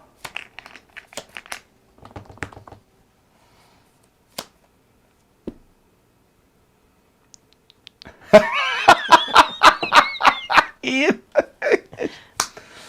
What do we got there? What are we playing? Undercover operation. Ready unit that was played this phase. If it costs 3 less, create a spy token. Okay. Still ready. It is indeed. Not that it matters. No, I don't think it does. I'm tempted to kill it and just be done with it, but I won't. Yeah. Yeah. 4 to base. Okay, I'll smash in here for 4. Kills it. Okay. And it should be just straight trade, yeah. And then I can deal 2 damage here and still lose. Yep. And still lose. And still lose. Screw you guys. I'm going home. Chat wondering if you're allowed to hurt the other player's feelings in this game. I think I did just hurt Ian's feelings. Did they not listen to our last podcast? Yeah. About hurting other people's feelings? I think it's a regular thing. I mean, I'm not sure entirely that podcast was about feelings per se. It was definitely about trades. Too funny. Too funny. So far, guys, we've played some games. Give me some impressions of what you think of the set so far. In general, Hand me a fun. pen. You have that? Oh, never mind. I've got it. Yeah, for sure. That was a lot of fun. Yeah. I really enjoyed. I don't know how it's going to translate into Constructed or Mm-hmm. Premiere, whatever it's called, but I really enjoyed those games. There was a lot of thinking. There were a lot of choices. The Disclose made me take different lines than I would have normally. I didn't just choose. The optimal play necessarily. Yeah, I didn't look at two cards and choose which one was strictly the best and put the other one down to resource. I had Okay. to make a choice in the moment of what do I think this is going to do. So it was. I Okay. enjoyed that. I want to see if Blue's any good. So. I feel like Trey. What? I think your belt pack might be dead. Have a look at that thing. Hang on. Let's see. Yep, we need some batteries for you. I'm gonna go fix that right now. So I'm gonna replace your batteries, and then we're gonna ask that question over again. I'm just there we go. Thank you, sir. You're good. That's enough. That is one of the drawbacks of my particular setup is that when the batteries die, you can't always tell, and it's not great. Yell at it. It's a terrible battery. Oh, wow, we just used standard AA's. Nice. Yeah, they're just double A's.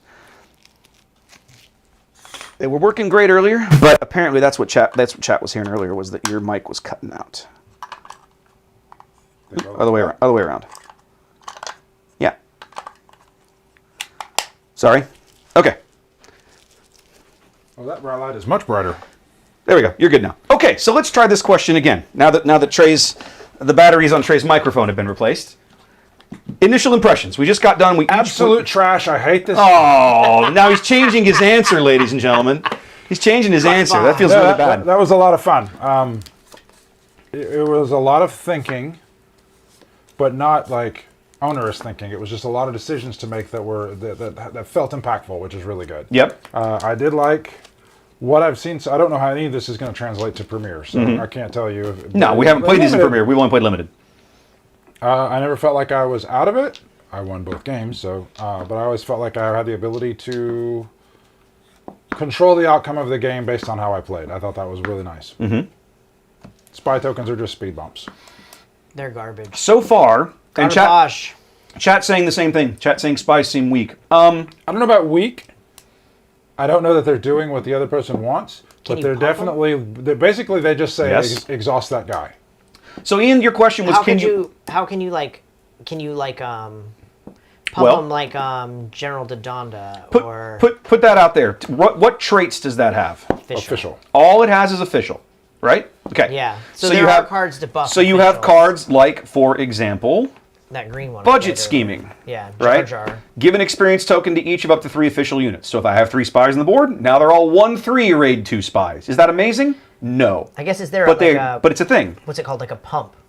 Can you pump officials? Is there a unit that gives everything like +1/+1? So there are some cards in Hero specifically, things like Bold Resistance that allow you to name a trait, and up to 3 units with that trait get +2/+0 for the phase, right? So spies, what I think we noticed tonight, at no point, I don't know about you, I think in your games, but at no point did I ever have more than 1 spy on the board.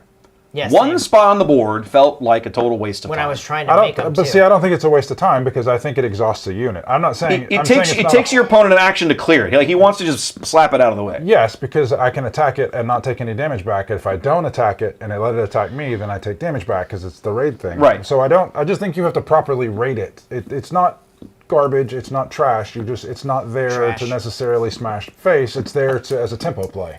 Your That's- opponent either has to kill it or they're going to take extra damage. And Okay. so if it's a Okay. race, sometimes just one attack makes the difference in a race. That's true. Loath Cat's better.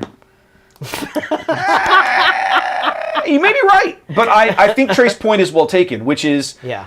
Are they strictly defensive? No, there are a couple cards out there that make them that way. Like the Chancellor Palpatine rare gives them Sentinel, for example. So they're obviously meant to be speed bumps in that kind of a play. But in general, it's a tempo thing. It's another. You're presenting another threat on the board that your opponent has to respond to, has to deal with, or accept the incoming damage from, whatever that happens to be. Now, I don't necessarily think I'm not arguing they're good at No. all. These things are not good, but they are not totally useless. So Yeah. if it's a nice bonus if you get it. What was the one you played that was 3 and it did 3 Oh, that was draw 2 cards? Or no, it was the dig 2 cards, 2 officials out of the top. Convene the Senate. Search the top 8 cards of your deck for up to 2 official units. So up to this point, it reads like Prepare for Takeoff, which does the same thing for vehicles. And how much does prepare for takeoff? 2. So you're basically paying 1 extra, and you're getting a dude. And you're getting a spy That token. seems perfectly valid. I agree. I think Convene the Senate actually seems like a perfectly good card in a deck that wants to be having spies on the board for whatever reason. and Or has officials. But if you're just playing official units, if you're playing some kind of official tribal deck in some fashion, this is really solid. Another. I'll come back to that thought in a minute. I'm going to scribble this down and I'm going to come back to it. I think the disclose mechanic is stronger than I believed it to be, particularly with Padme as a leader, right? We played those Spotlight deck games earlier. Your disclose mechanics, the shenanigans you were getting away with was absolutely silly. So I think in a deck that's either built or playing with the cards that allow you to do those things, I think so far disclose has some value. I think plot is really strong. I like plot. I think plot is really strong. If you The can plot cards are very strong in general. I mean, I I was think just the thinking. plot upgrades are going to be really strong because you can play more than one. I think that being able to play more than one plot card is something I had not considered up until watching you do it with the Spotlight decks. Yeah. Yeah, I think plot's playing stronger than I thought it When we were playing our little Spotlight deck game earlier, I was playing Palpatine, and it hadn't even dawned on me that his flip side gave you a big discount on the first plot card you play after he comes out. So basically, he flips on 7, and he gets a 3 discount. You get 10 units, 10 resources worth of plot when Palpatine hits the board. Yeah. That can be huge. That can be game swinging depending on the cards you have in your resource row. Unless you have a yellow to disclose and then just go tap all your guys. Unless you're Trey, where he just goes, "Oh, you look at that board you built. It looks beautiful. It's a shame it was all exhausted." It's all sideways. But the point remains, like, it seems clear. I won't say clear. It seems from my perspective that they've intended the plot mechanic to be leaders coming out accelerates the end of the game even faster than it already does. They love it. They love having the meta be in a mid-game format, where it's. I think the game is strongest when that's the case. Yeah. So I think the plot cards are going to keep it there pretty steadily. Like, again, I will always use this as the extreme example of ridiculousness, right? I have covered a competitive game of Unlimited, a single game that lasted 50 minutes. That is insane. That should not be occurring. That's a nap. And it was Should be extremely rare. It was blue-green, right? It was Rey Datavault versus Chancellor Palpatine blue. So you're basically playing the verge of like hard control on one side of the table and a deck across from it that is hordes of restore weenie deck built to outlast you on the other side. Yeah. And that kind of shenanigans is just, some people enjoy the grindy game, but I don't know that it's healthy for the kind of tournament environment they're trying to create, where it's like games are meant to be 15 to 20 minutes. We have 55-minute rounds. Like, that's crazy. I don't mind it existing. I just think it should be rare. I agree. It should be very rare, and so yeah, those are very extreme ends of spectrum decks. So Completely when they agree. Get matched up. On the other end, I've cast tournament games that last 4 minutes. Right. So, like, we've seen literally both ends of the spectrum there. Okay. One of the things that I'm curious about, especially as I sit here and look at these 2 official cards we were talking about, especially Convene the Senate. One of the leaders out of set 3 that everybody really kind of never really got anywhere was Padme, right? Her ability New works Republic. off of, That's the New Republic, right? Yes. Yeah, the coordinate one. The coordinate one. She works off of looking for Republic cards, but we now have all of these Republic officials.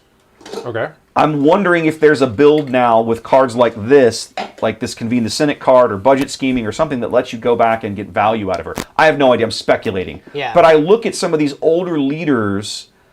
that don't really fall into one of these particularly easy camps. And I think maybe, again, I'm always looking backwards. Like what is older that could be relevant now? I still don't. Coordinate hasn't worked up until this point. I don't see how spy tokens make coordinate work if clones and battle droids didn't make coordinate work. I think the downfall of coordinate is not that it doesn't turn on, it's that when it turns on, it's not impactful enough, so it's not worth working for. And you know what your, like, when you play like a coordinate leader, your opponent knows exactly keep you at 2 units. Yeah, like, it's the as same much as reason you possible. kept losing with Leia at the very beginning. Yes. Yes. Yes. You play Because against a coordinate deck for the same yeah, way. Yeah, so you just keep it lower than what it can do. And I Right. think that really is it. Most decks can do that pretty naturally. And it's noteworthy to me that a card, like there are cards in this set, like I Am the Senate, that flood the board with these little spy token guys, right? I make 6 of them. I've Yeah. immediately turned on Coordinate, except Coordinate is essentially a hero-only keyword. You never find it on villains, the same way you never Right. find Exploit on Yeah. heroes. That makes sense. And what would you, of all, even if it wasn't, what would you do with coordinate that was? I don't know. I'm sure we could find something useful. If, But it's, yeah, there just but aren't any exciting coordinate cards. I don't think. there are a handful of ones that are good. Plo Koon basically being the only one that really sees any play. Right. Right. Yeah, but that is more on the fact that he has ambush. Well, and he it costs he 5. he can hit the board as a 6/6 ambush Yeah. for 5, basically. Yeah. Right. He can trade very well. He can punch well above his weight. I've never played Plo Koon and just been like, I'm playing Plo Koon. You're always ambushing it. well, you're always ambushing it, Yeah. but I have seen people just ambush him in for 3. They haven't had the coordinate, right? It's rare, but it can happen. Yeah. So, okay. All right. We didn't see much. Everybody played red at some point. You had built blue there at the end. What was this last thing that you built, Trey, that you were going to try out? It's a Jabba. And Jabba green. Jabba green. So I replaced all of my red with With basically blue. with the blue. You had some good villain blue cards. I did. Well, and I have some cool, just regular blue cards. I've got We got Nala Se over there. Nala Se, which is on attack, disclose blue, and then just heal up to 4 damage from all your units. Mm-hmm. I've got a plot guy with Sentinel. I've got the first upgrade for a 5/5 for 5. That's an official. The first upgrade you play each phase costs 1 less. Okay. What else do I got? Sly More, which when I play it, also has plot, but when I play it, all your stuff gets shrunk, like it deals less damage. Oh, for the rest of it, they attack your base, they all hit less hard for the round. Right. Yeah. 4 costs 3/4 in space, which when you may disclose blue, if you do draw a card when you play this, so it just replaces itself. Yep. Then that's crap. I don't know how well Plot is playing in this kind of pre-release sealed format, though.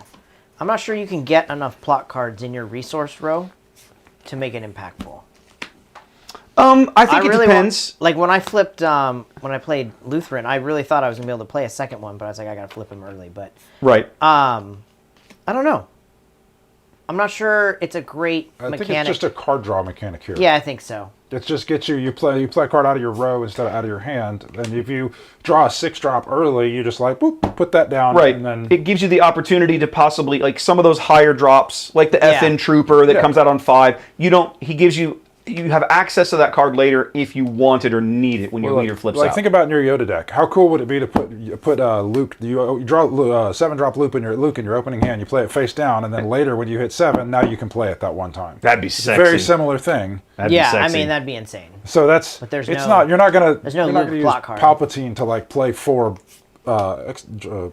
whatever they're called, plot cards, but Yeah. playing some big dude that you stashed earlier. Because Yeah. if you're looking at your opening hand or 2 or 3 turns or second or third turn, and you're like, motherfucker, I want to have these big cards in my hand, but I need to play on curve so you can take the big one with plot and put it down.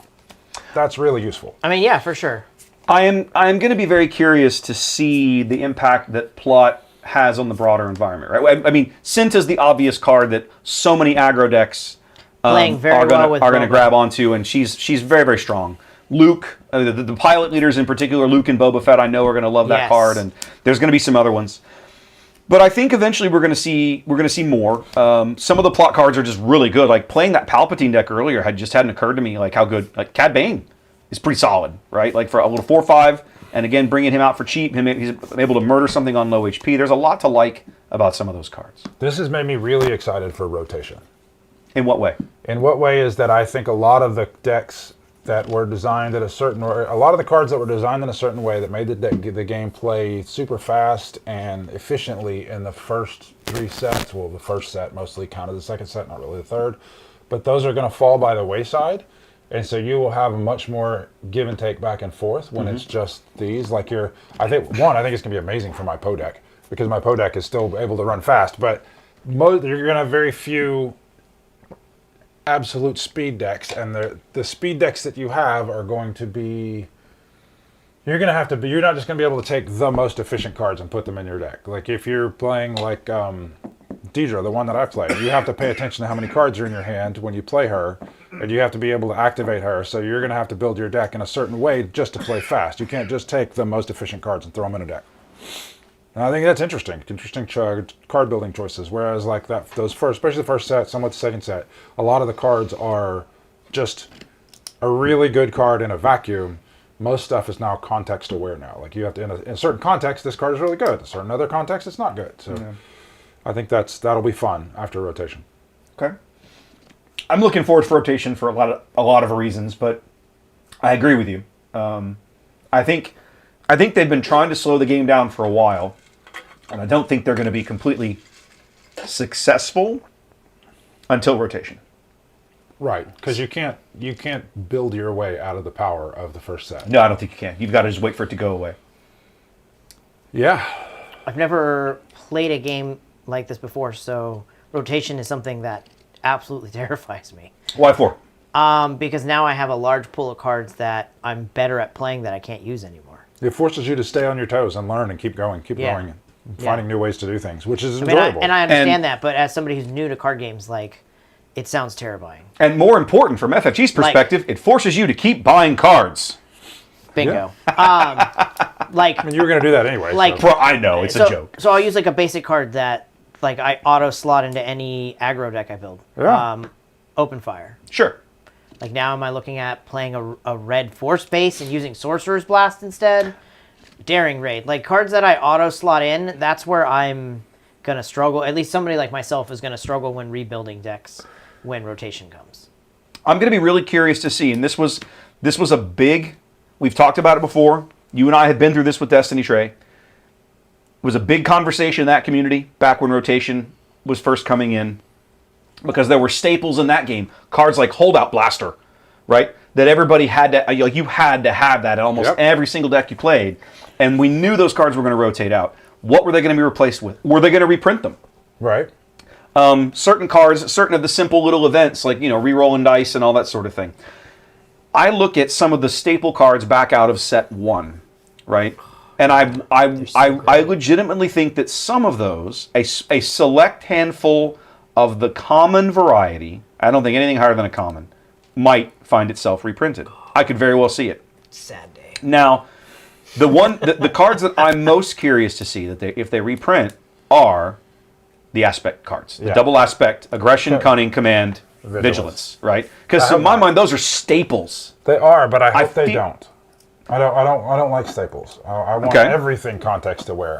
If I'm going to build this deck, I want to have this pool of cards that makes more sense. And if I change it slightly, I have this other pool of cards. I don't like the idea of there being just a card that goes in every deck. Okay. That's boring. Okay. Reasonable. I don't disagree with you necessarily. I'm just curious because the way those cards are named, worded, and function just makes them feel like they're meant to be evergreen. Right. But we just don't know what their plan is yet. Right. Do you think they'll ever do like a Magic reprint set, like when they do like 4th edition? I don't think they'll. No, I don't think so. Because they only print 3 sets a year. I'm saying that right now. I'll take it out in post. Don't worry about it. Don't worry about it. No big deal.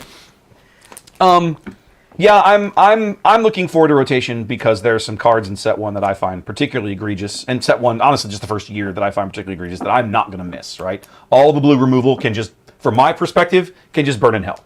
Like let it all burn. Like I'm going to miss none of it. That's fair. I look at a card. I look at a card like this goofy blue event we were talking about earlier. This new one, right? Yeah, that you have to do. It's like you have to disclose, and you can murder a damaged unit. Yeah. What does this tell me? I have to have enough blue in the deck. Awesome. I'm okay with that. and I have to have interacted with the unit in some fashion. It can't just be I played the unit. I can't just play a card and remove it. I have to damage it somehow, which means I probably had to play my own unit and attack into it, or it had to attack into a sentinel that I had on the board. Something. Yeah. Fine. All of that is just fine. We're rivals interacting. fall. We're interacting on the game board as opposed to, oh, I played a card. Oh, I murdered it. Oh, I played a card. Oh, I murdered it. Like, how boring is that? But so much of these control decks have devolved to that now, and it's frustrating as hell. I played on Carabast where I lost 6 straight plays, Yeah, all the way to Rivals Fall. Exactly and right. I was just like, I'm done. it's, And then it- you it's- go- and then you go. You Yep, just, I yep, just we just scooped. I exactly. mean, we it's just table flip, Carabast, so right? I just go in the little corner. You just go and click, concede. concede. Yeah, just concede. Move on. What was great is when I reloaded the game, I got him again. And I was like, no, I'm just going to go I've away done for- that for before a few too. minutes. I've done that before too. Yeah. No, I mean, I guess that part of rotation doesn't sound too bad. But to lose some of those staple cards, I'm not looking forward to.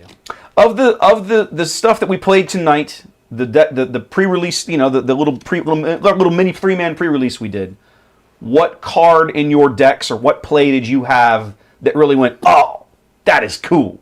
That's a great card. That's a great interaction. I like this card. Or I'm going to be looking for this card when I go to build a pre-release deck on the weekend. Crucible and Shadowcrawler. Yeah. Okay, in Won me green. 2 I had games. Shadow Okay. Crawler in my first build. I never drew. Okay, Shadowcrawler is let me see these two real quick. So Shadowcrawler, of course, a 6/7 ambush for 7-drop. This is it's a vehicle even. This is a common card in green. That's a great card for a common, kids. Yeah. Okay. And Crucible, one we'd already seen. We saw them when they drafted the set. FFG yeah? drafted the set a few weeks ago. This card was super impactful. This Handed plays out pretty experience well. tokens. Yep. With the right Ian's combo. got Punishing One over there. I had one of those in my deck. That card surprised the crap out of me. How good it really is. It's just a plain old rare. Even it's Yeah. just straight red, not red or villain or nothing. the other one? That's not a bad card. That plot upgrade card that I played, the Unyielding Might, that wasn't terrible. The 2/3 for 4 out in green. Yeah, that little that plot wasn't card. bad. Yep, that's a solid one. I think one of the ones that surprised me was this Ando Commission. Right. Yeah, what that's other, pretty good. What Yeah. other 4/3 Sentinel do we have in the game for 4 cost? Now that the green Aqua Echo Tip- Based Defender. Right. Echo Based Oh, yeah. Defender is green white. 3 cost. there. Now, It's no, three. is he 3 He's cost? three. He's Okay, three. my apologies. But you're paying But- 1 instead of 2. So now I'm paying an extra to get him in neutral. Yeah, that's not bad. That's not bad, kids. That's No. not bad at all. I think Gonk is really well designed. Oh man, The Gonk Droid is a massive. That card is going to be that a everywhere. common? That's a common. It's a common. It's I a dirt think common. it's really well designed because you're likely to get 1 use out of it. At least one. Yeah, Well, at you're least likely to one. get between 0 and 1 uses Mm-hmm. uses out of it, but it's such a powerful effect. I think that's really neat. that 3 It's health easy is to really kill. nice too. 3 health is 3 health is a sweet spot between not everything can kill it, but lots of things can kill it. What I love about the 3 health is because so many of the early game units on the ground are now going to like 2/4. It means he'll probably hang on at least an extra round, possibly, depending and it on means whether you that- have the initiative or not. Yeah, and that means also that like if he gets pinged, you're playing a Tarkin Town deck, you still have to use up the Tarkin Town. 100%. So it still is enough Yep. to clear out the Tarkin Yeah, Town. I really do think that Gonk is I'm with you, Trey. That's a very well designed card. That's Yeah, a I like great. it. That's a great common. Our porn star says the connection is choppy. Well, not much I can do about it. The good news is I'm recording the full stream locally, so even if the connection is kind of crapo, the end result will be fine because I'm saving it all on the local drive, so we'll be able to fix it up Local. later. I'm trying to think if there's anything else that stuck out in my mind. I never got to play this particular card, but I think this Naboo Security Force is going to be a good card in sealed decks because it can come in as like a 5/7 Sentinel and make itself a Sentinel for 6-drop. If you've got another green Yeah. card in your hand, like that's a pretty solid card. Jaja is pretty good actually too. They finally have a decent Jaja card. Jar Jar. Oh yeah, the little 2-drop Jar Jar that comes. Yeah, He's even a because he's plot got card plot, too, He's even yeah. a plot card. Yeah, Yeah. I agree. I agree with you that one. That Even one's pretty something solid. +2. That one's pretty It's pretty solid. solid. That one's pretty solid. I didn't get to play him out of the plot. That one's row, pretty but- solid. Okay. Out of the row, but he played pretty well. What else? Anything else we want to try? Trey, we haven't had your weekly rant yet. Is it that time? Are you still feeling it? Is it rant time? Sort of. I think so. Do you need another minute? I got to put my face in my hands. I got to get You steel got to myself you got to get the right mindset for this. In this last week, I've gotten some Destiny vibes out of this game, and that's really disappointing. I agree with you. I've gotten Destiny vibes. I don't out wanna of hear this that. Game. What do you mean by Destiny vibes? So You say that all the time when they make bad. You have to catch Ian up since he didn't suffer through Yeah, that like I the didn't rest of us suffer did. okay, so Star Wars Destiny, better game than this, but they built it from Thanksgiving of 2016, and the final set came out right before Right COVID. before COVID. Or no, they killed it right before COVID. They killed it right before COVID. They killed it right before COVID. The last set I think actually came out right as COVID was starting. They announced that it was dying before the set They announced that they were released. going to give it away at a big event. Yeah, But something like this. Anyway, Yeah. but there were a lot of signs, and it's not just Destiny. That just happens to be the main FFG game that I played before this. They have one of the biggest things that they had when they started this game was they had to spend an inordinate amount of time and resources convincing people that they weren't going to screw up another game, because they have a history. They have screwed up not just like one game or two games. It's like 10 games. It's a lot. It's a lot. They keep getting IP. At Game of Thrones, or Yep. I think they have some Lord of the Ring games. I don't even Netrunner, the Star Wars Destiny. They just Legend of the Five Rings. Legend of the Five Rings. They have all these games that they start, and we've talked about this on the podcast before. These guys are amazing at making games, and they are terrible at continuing to make the games they've already made. Because I feel like, I don't know if this is the reasoning, but it gives off a vibe of they love to make the game, they sit down, they make it, and then they want to go make another game.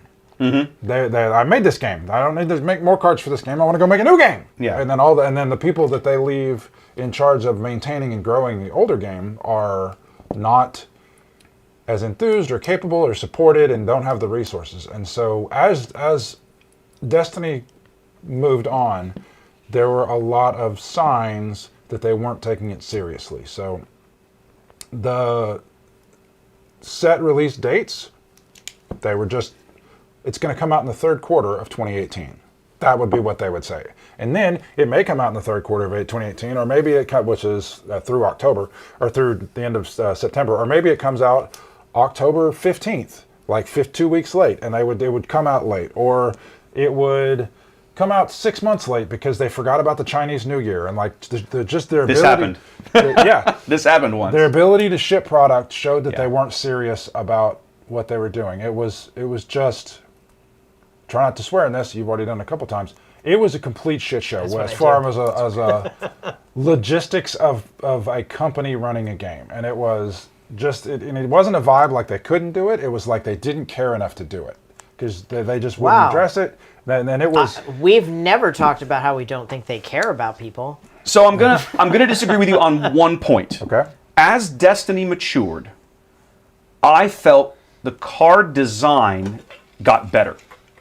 Okay, so I don't feel like the people that were designing Destiny as the game matured were not as good at their jobs or didn't care as much, because I think the opposite was true. I think they were getting better at it. Oh, they released cards for the game after it was already canceled. I know they cared about it. The people that Yeah, designed yeah. it, but I think they weren't supported by the company. There I think you probably have a valid point. And what I was going to follow up with is, I think what eventually sunk Destiny was the company felt, somebody at the corporate level felt that the profit margin that was there, whatever it was not justified by the amount of energy they were having to expend into dealing with the logistics strain of that particular game.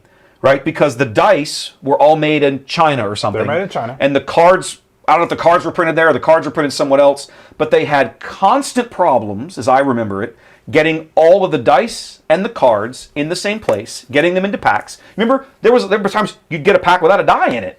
Or the right? wrong die. Or the wrong die. You get a pack with the wrong die in it. It was a mess. Look at their most recent regional where they didn't have the packs to give out So to players. now So here's let me catch up to this. then. Yes, so- yes. But to address that when they released the article about Destiny, that was, I'm sorry, this game is dying. Yeah. We're not going to support it anymore. And here are the reasons why. They cited the logistics as the issue, and that is a bunch of bullshit. okay. Because I spent the next year working on how could I make Destiny, and I made it. I was able to, as a one guy sitting in my house, I was able to do everything for a reasonable amount of money and get it all done. I remember the hours you spent hand putting stickers on the dice. But it wasn't just the stickers. Like, I got to where I could get things printed. I could get it Yeah. all done. No, you could. I know how much the dice cost. I know what it costs to get them done. I know everything that goes into making that game. And I can tell you for certain that is the excuse they used. And In other words, these problems were all solvable. They just chose not to solve them. that is exactly it. Okay. It might have been a tough logistical issue because somebody in the back end who hadn't put any effort into it or any Just decided, positive effort "This is into too it hard." said this is too hard, and then somebody went, well, then let's kill the game instead Okay. instead of going, is it really too hard or can you fix that? Yeah. So that was complete bullshit. Okay. So fast forward to now. I don't know that we get release dates, so things will come out. I'm still getting shenanigans vibes. So the first thing that happened this week is that there are two distributors you can get this game from. There is In the U.S. In the U.S. Okay. I'm only talking about the U.S. Yeah. There are two distributors you can get the game from in the U.S. One is directly from Asmodee, which is the parent company of Fantasy Flight, and the other one is a company called Southern Hobby. And they sell all sorts of games. They do Magic, they do the new Riftbound. Yeah, they Southern's do- huge. Southern is huge, and that's what they do. They buy massive chunks of whatever the game is Yep. so that they can go to hobby stores and they can sell it.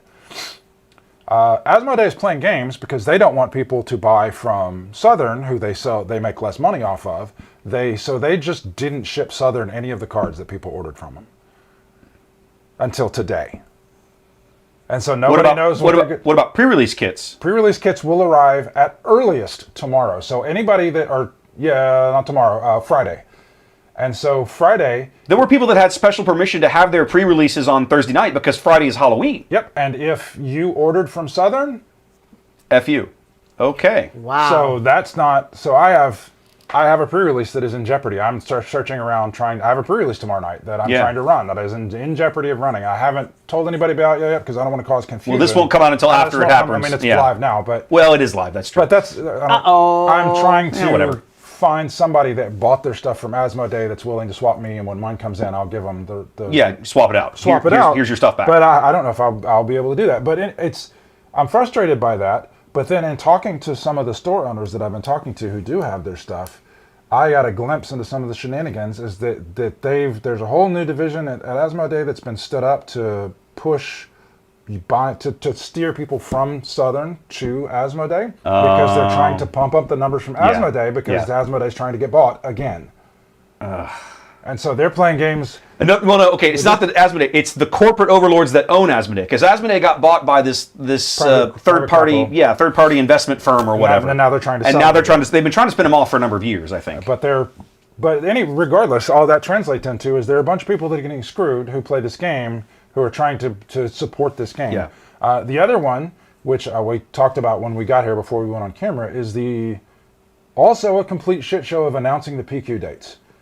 Oh yeah. That was And what it today. is, That was today. just today. That was This all today. happened That's this true. week. It and is what the event is. That keeps what the event changing. is, where it is, and what date it's on. So by the time you guys see this episode, or if you're watching it live, the PQs, sector qualifiers, and regional championship dates for Set 6 were all released today.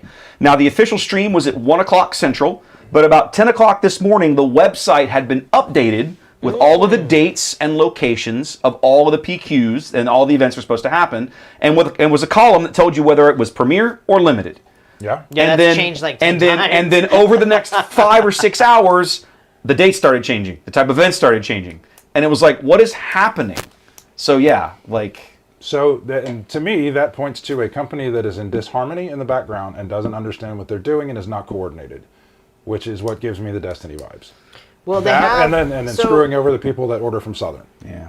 I can only speak for Fantasy Flight Games. So Fantasy Flight Games has done a lot of recent new hires though for this game. Haven't They have. They brought in... From what I Well, understand. but on... now that has nothing to do with distributing or anything like that. So, not on the distributing side, the PQ stuff, that is all organized play.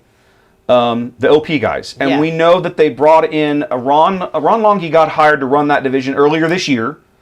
And then the new front-facing woman, Brianna, just got hired. Gosh, she started maybe a month ago. So maybe this will improve. I don't know, but it certainly isn't encouraging to hear. I really hope it's growing pains. And I want to hope, but from this side of the company, it looks a lot like the way it has I vibes know. of a lot of the things they've done in the past that have made a lot of people gun. I still have I have friends that would love to play this game, but they're like, no, They don't trust I FFG. don't trust FFG. I don't blame them. So Well, this is just a question to somebody who's new to card games. How many of these things stick around like Magic or Pokemon? Like- not there are the games come and go. Yeah.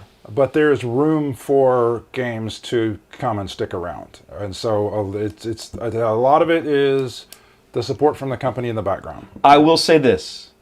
The graveyard of dead CCGs is larger than you can possibly imagine. That's The what I ocean. figured. It's an graveyard. ocean because Yeah. because the genre's been around since the early to mid 90s, right? 93. And in the late 90s, once Magic took off and became huge, everybody and their dog tried to make a TCG of something. We had one for wrestling. We had one for BattleTech. We had one for Major League I was Baseball. gonna say I played a football card one as a Okay, kid. so like you had them for anything you could possibly imagine. And how many of those games are still here? Oh, like basically zero. none. There's only the handful, Pokemon, Yu-Gi-Oh, Magic, that have stood the test of time. Right, there's probably a couple others on that list. It's a very, very short list. Yeah. But And the Star Wars ones have always failed from a lack of support from the company, not from the fan base. Losing interest. I would argue the point with the Decipher game, but not the other ones, because Decipher lost the license. They would have kept so- printing that game. Yeah, so it, The player base was still there, Right. but they lost the right to keep printing the game because Lucasfilm had cut a deal with Hasbro, and basically they declined to renew Decipher's license so that Hasbro could then make a game, make a new okay, Star Wars TCG. So let me amend that to say the Star Wars IP has always failed because of some level of mismanagement that is not involved with the popularity of the game. There, I will 100% agree with you. Yeah. The players have generally shown up for the Star Wars TCGs. The players have almost always been there.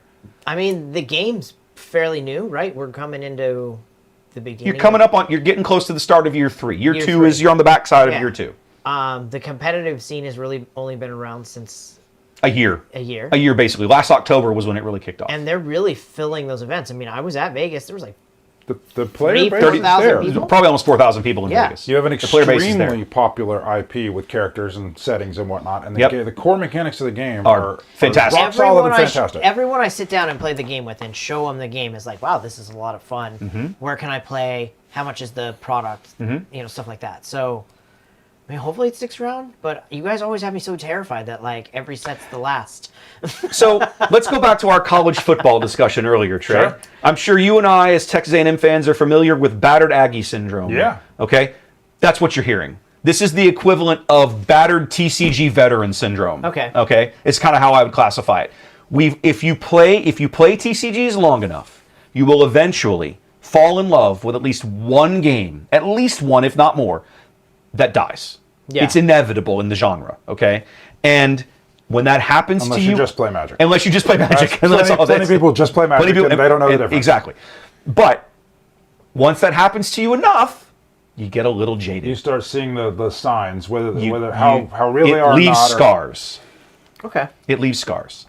I know that they have this game planned up to 12 sets. which Well, would I be don't 4 think. years. I'm not saying that this is that the things that I pointed out today are. Oh, this is. They're not going to see the next set, but it. For a company that spent Well- so many resources convincing me that this wasn't another one of their games that they were going to pull shenanigans with, their vibes of that. And just- honestly started off pretty well in that regard. yeah.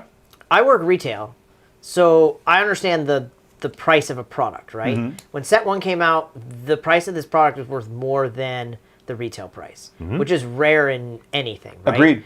So it had a really great start. It didn't have enough product. Yep. I can tell you somebody who is looking around their shelves right now and that everything that's made from China that comes in plastic or rubber is not on my shelves. Mm-hmm. It's only there because I haven't sold it yet.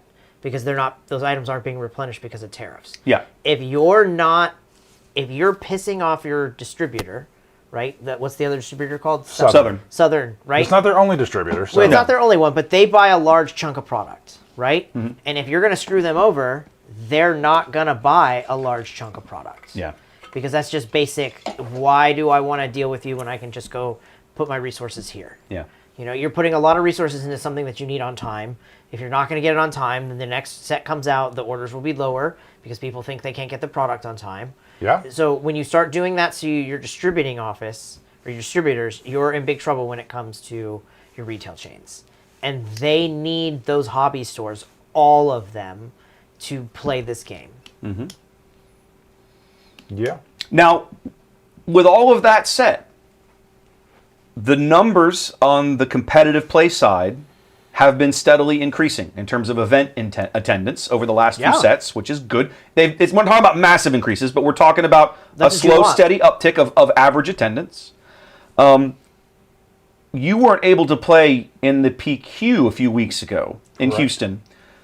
There was a gentleman here from Corpus Christi. Yes, I remember. But when I lived in Corpus briefly back in 1819 and was playing Destiny, I couldn't find anybody old are down you? there. Huh?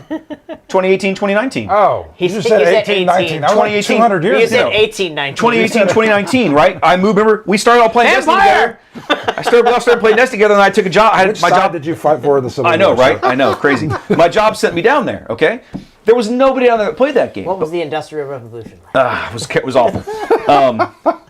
No indoor plumbing, very bad. Anyway, but he was telling me now they have a regular good-sized 14, 15 Nice. person play group down there. Nice. Because they've made the effort to build it. They've got a brand new local store that's helping support it. And I'm like, this warms my heart. I love hearing this. So, you're right. The players are there. Players are there. The players are The there. growth is there. The potential for the long-time game is there. Just don't fuck it up. I know. Yeah, they added those hanger packs, right? Oh, you can go buy it like... Every time I go to Target, I look for them. They're always sold out. Almost every That's time. mildly encouraging, at Yeah. least. Assuming they restock them. Assuming they bother Assuming they restocking. restock That's them. fair. Yeah, that's a good point. I remember you and I were in San Antonio the weekend those came out. We found a couple hanging on the Yeah. store on the shelf in like a GameStop randomly. Yeah. We were in like a mall. I was like, oh look, there they are. There you go. Check it out. So, okay. Well, I mean, good for starters. Good rant because I agree with you. It makes me sad to get the same Destiny vibes, but I feel your pain. I feel your pain. Yeah. I feel like every day I go to bed and because of you guys, I wake up and I'm like, did they cancel the game today? It's nah. But I'm not worried because I've seen Trey print cards, so we'll just make our own set. Works for me. I love designing and, cards. And we will keep playing. Okay, I'm in. Speaking of that, Wes, when are we going to play some more Twin Sons, baby? Yes! 'Cause So- we finally so, got yeah, you. We yeah. finally, it took us. Gosh, was that just last week? It was just Yeah. last week, Last wasn't Tuesday, it? a week Last ago, week. week in one day. We sat down and I think we played 3 games. We played one. It was just the 3 of us. We played a little 3-way game because it was all we had. Fernando's son. Then Fernando's son showed up and we played a 4-way. And then Jason hopped out and you hopped in and we played 2. two. No. Yeah, Two? we didn't finish the second Well, I one. played 2 games. Yeah, we Or 1 game. Whatever. And then, yeah. But I got to play. I told these guys you might have actually sold me on Twin Sons. For starters, I actually won a game, which was friggin' shocking and Well- terrifying at the same time. We all talked about it ahead of time. We're like, look, Wes will like this.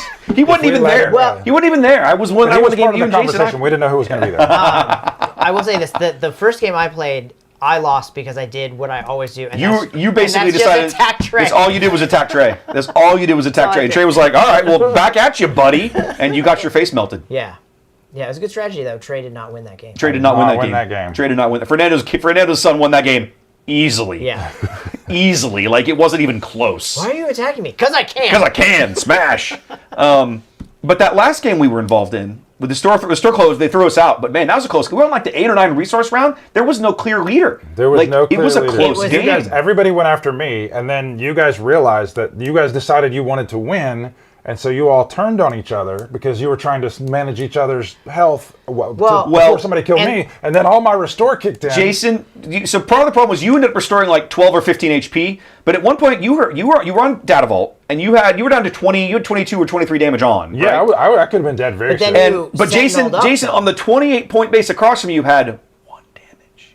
And big sentinels, like he threw out a big ass sentinel or something. Yeah. And Ian and I were like, we can't let this Well- happen. This is not okay. we were pretty late into the game, and you looked around the table, and everybody had some sort of sentinel or a decent board, and it was Yeah, like it felt weird. it felt real weird. We weren't trading units. We were like, I guess. Because you were all attacking me over and over Yeah, instead but of trading units. eventually you sentineled up and started restoring up, right? Yeah. We were attacking you because you were playing all these little restore units. Oh, yeah. You were down to like 13 or 12 Yeah. or 13 damage on by the end. Like But- the amount you healed was insane.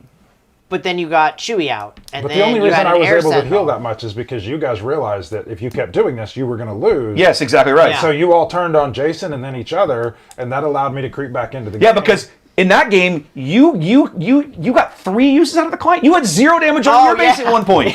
Like That I had client like did so 10 or much work. 12, and he had like 22, and not you had Everybody nothing. listening, this is Not only that, the I client gave him touches. I client gave was him away crazy. once too. I took him. No, you Yeah. didn't give him away. Well, I stole set it up for you, but yeah. You I did mean, kinda tee it up, but I took it care had of to it. come all the way back around, and anybody could have killed the unit. So I was Yeah. like, And then somebody there will was, do this. There was a moment where there was some politics going on. Oh, yeah. I let Jason use one of my units if he didn't attack me. I remember that. I Yeah, remember Jason that. could have killed my unit or kill Ian's. Yeah, I unit. remember was that. like, I my remember this. leader. I think he I could was have like, killed all right, Krennic or yeah, your if you unit, kill, but if you go after Krennic- him and not me, I will was- let you direct it- my next attack and tell me what to do. And That Yeah. game felt to me like what I want every Twin Suns game to be, except for your stupid restore crap. Well, I had that. If I put 22 damage on your That's- base, I want it to fucking stay. But that's his. That's how he built that deck, though. I know. But you guys are right. I will 100% play more Twin Suns, especially in that group. That was a lot of fun. It actually kind of made me a little interested to try building some more TS decks. Seeing Jason's idea of Flippy Palpatine leader in a Twin Suns environment was really interesting. It was a leader I hadn't considered. But the way his Sidious side is worded, he deals out damage to everybody's base when you Right. flip him back. That's big. That's kind of cool. On most games, if you play a 28 health point base, though, you're the Oh, number one. no. starter. I am not going to play him the way Jason was playing him. But I Yeah. like the idea of playing that leader in that format. I think that's really interesting. I kind of have an opinion where, like, if somebody builds like a deck, like Jason building that deck, like I look at it and I go, I would love to build a Palpatine Flippy deck. I just wouldn't build it that way. Yeah. But Jason already took the Flippy Palpatine. I don't want to go in and step on his toes and build a deck. You just refuse to be a follower, Trey. That's what it is. You just refuse to follow people. No, I don't want to steal his thunder, man. Like, Yeah. the guy had the idea, he built the deck, and then what? I'm going to come in and build a better one? I'm hoping I can get one infinite loop in a Twin Suns game. Could happen. Yeah. Could happen. Just once. But it's with only one of each card and 80 in the deck, that's going to be tough. That's what I mean. I think it will. You play happen. long enough, it'll happen. Yeah, I think if I play long enough, it will happen. Play long enough, it'll happen. It'll be On fun. a long enough timeline, the survivability rate of everyone drops to 0. That's true. That's true. Fight Club. But I am a little higher on TS than I once was. So mission accomplished, gentlemen. Well done. There you go. My buddy Mark Fairbrother that I worked with, he helped me call games in Minneapolis. He is a huge Twin Suns disciple.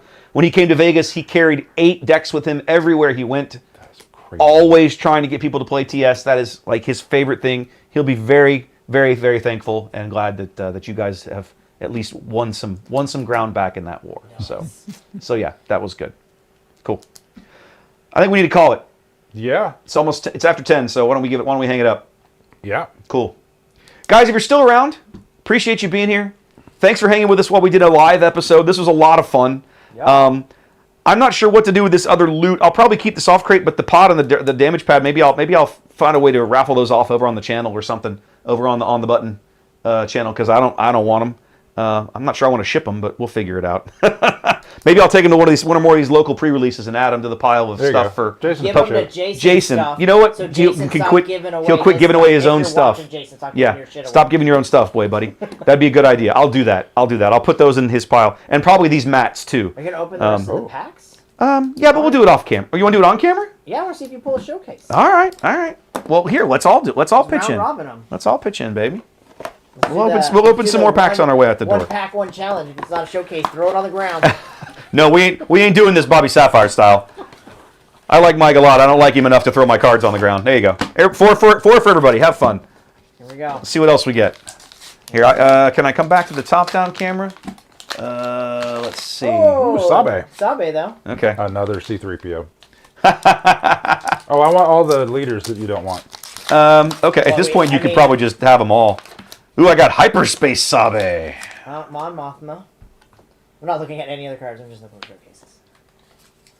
That card is pretty. See, I collect Hyperspace Space Units, so I'm already excited to see that one. Love hyperspace. Tendra. See, here's another plot card I think I think you're going to see in certain deck. Another card for Boba Fett. What's this one? Another plot? That That card is good. card needs to go in Rio. Oh, Yularen. I can see it. That's pretty sweet. I can see it. Imagine a world where Boba Fett deploys flips out, goes ping, ping, ping with it, spreads his damage around, then pays for that baby and wipes the. Yeah. It can work. It could work like a. What about it with Django and Twin Sons? I could see that too. Let's see what we got here. Why is this something they would consider an appropriate theme for there a you go, card? Wes. What do you That's got? a great pull for you. 'Cause these are your Ooh, cards. hyper foil Scion. Darth Scion or hyperspace Darth Scion. That's pretty. In what world is Here, a let me card try it. called Trade Route Taxation an interesting card to play? You are in the same place that I am, sir. Here we go. There's that Scion. It's kind of hard to make out on the map. But that's kind of pretty. That's a cool one. That's kind of pretty. I got Cyril. This is a double rare pack. We got a Cyril and a Naboo starship. It's not bad.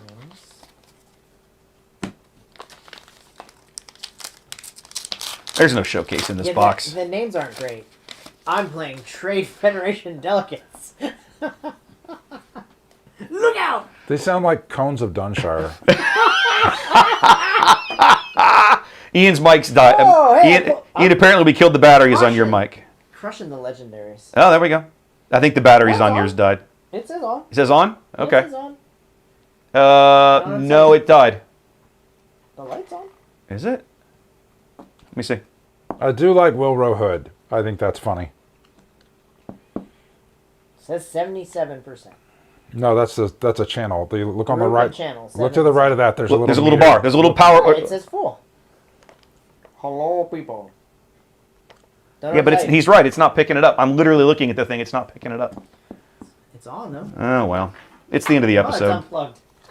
Oh, that would be why. You unplugged it. Try again. It doesn't need to be plugged in. Well, it kind of does, yeah. Oh, yeah. See, now it's working just fine. Oh. You plugged it in. Unmute it. There you go.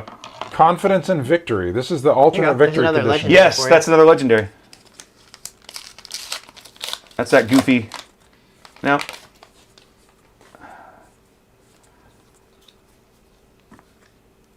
Now, this card is going to be fun. I can't wait to find ways to abuse it. Which one? Fully armed and operational.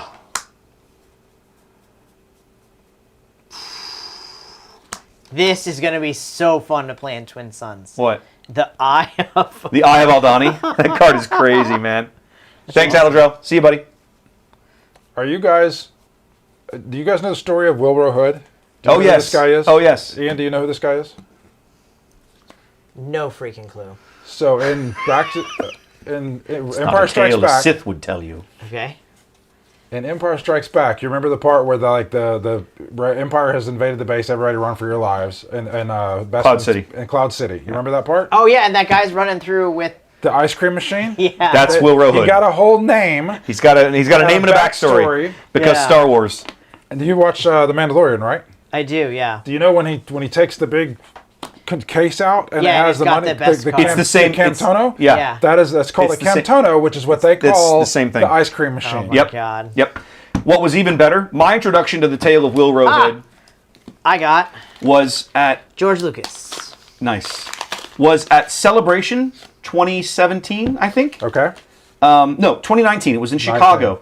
They did a running of the Wilros. So you got a whole mess of people dressed like this guy Running with an ice cream maker. running through the convention with an ice cream maker under their arm. It was a whole thing. Well, that's gross. For each friendly official unit, exhaust an enemy unit. That sounds pretty good.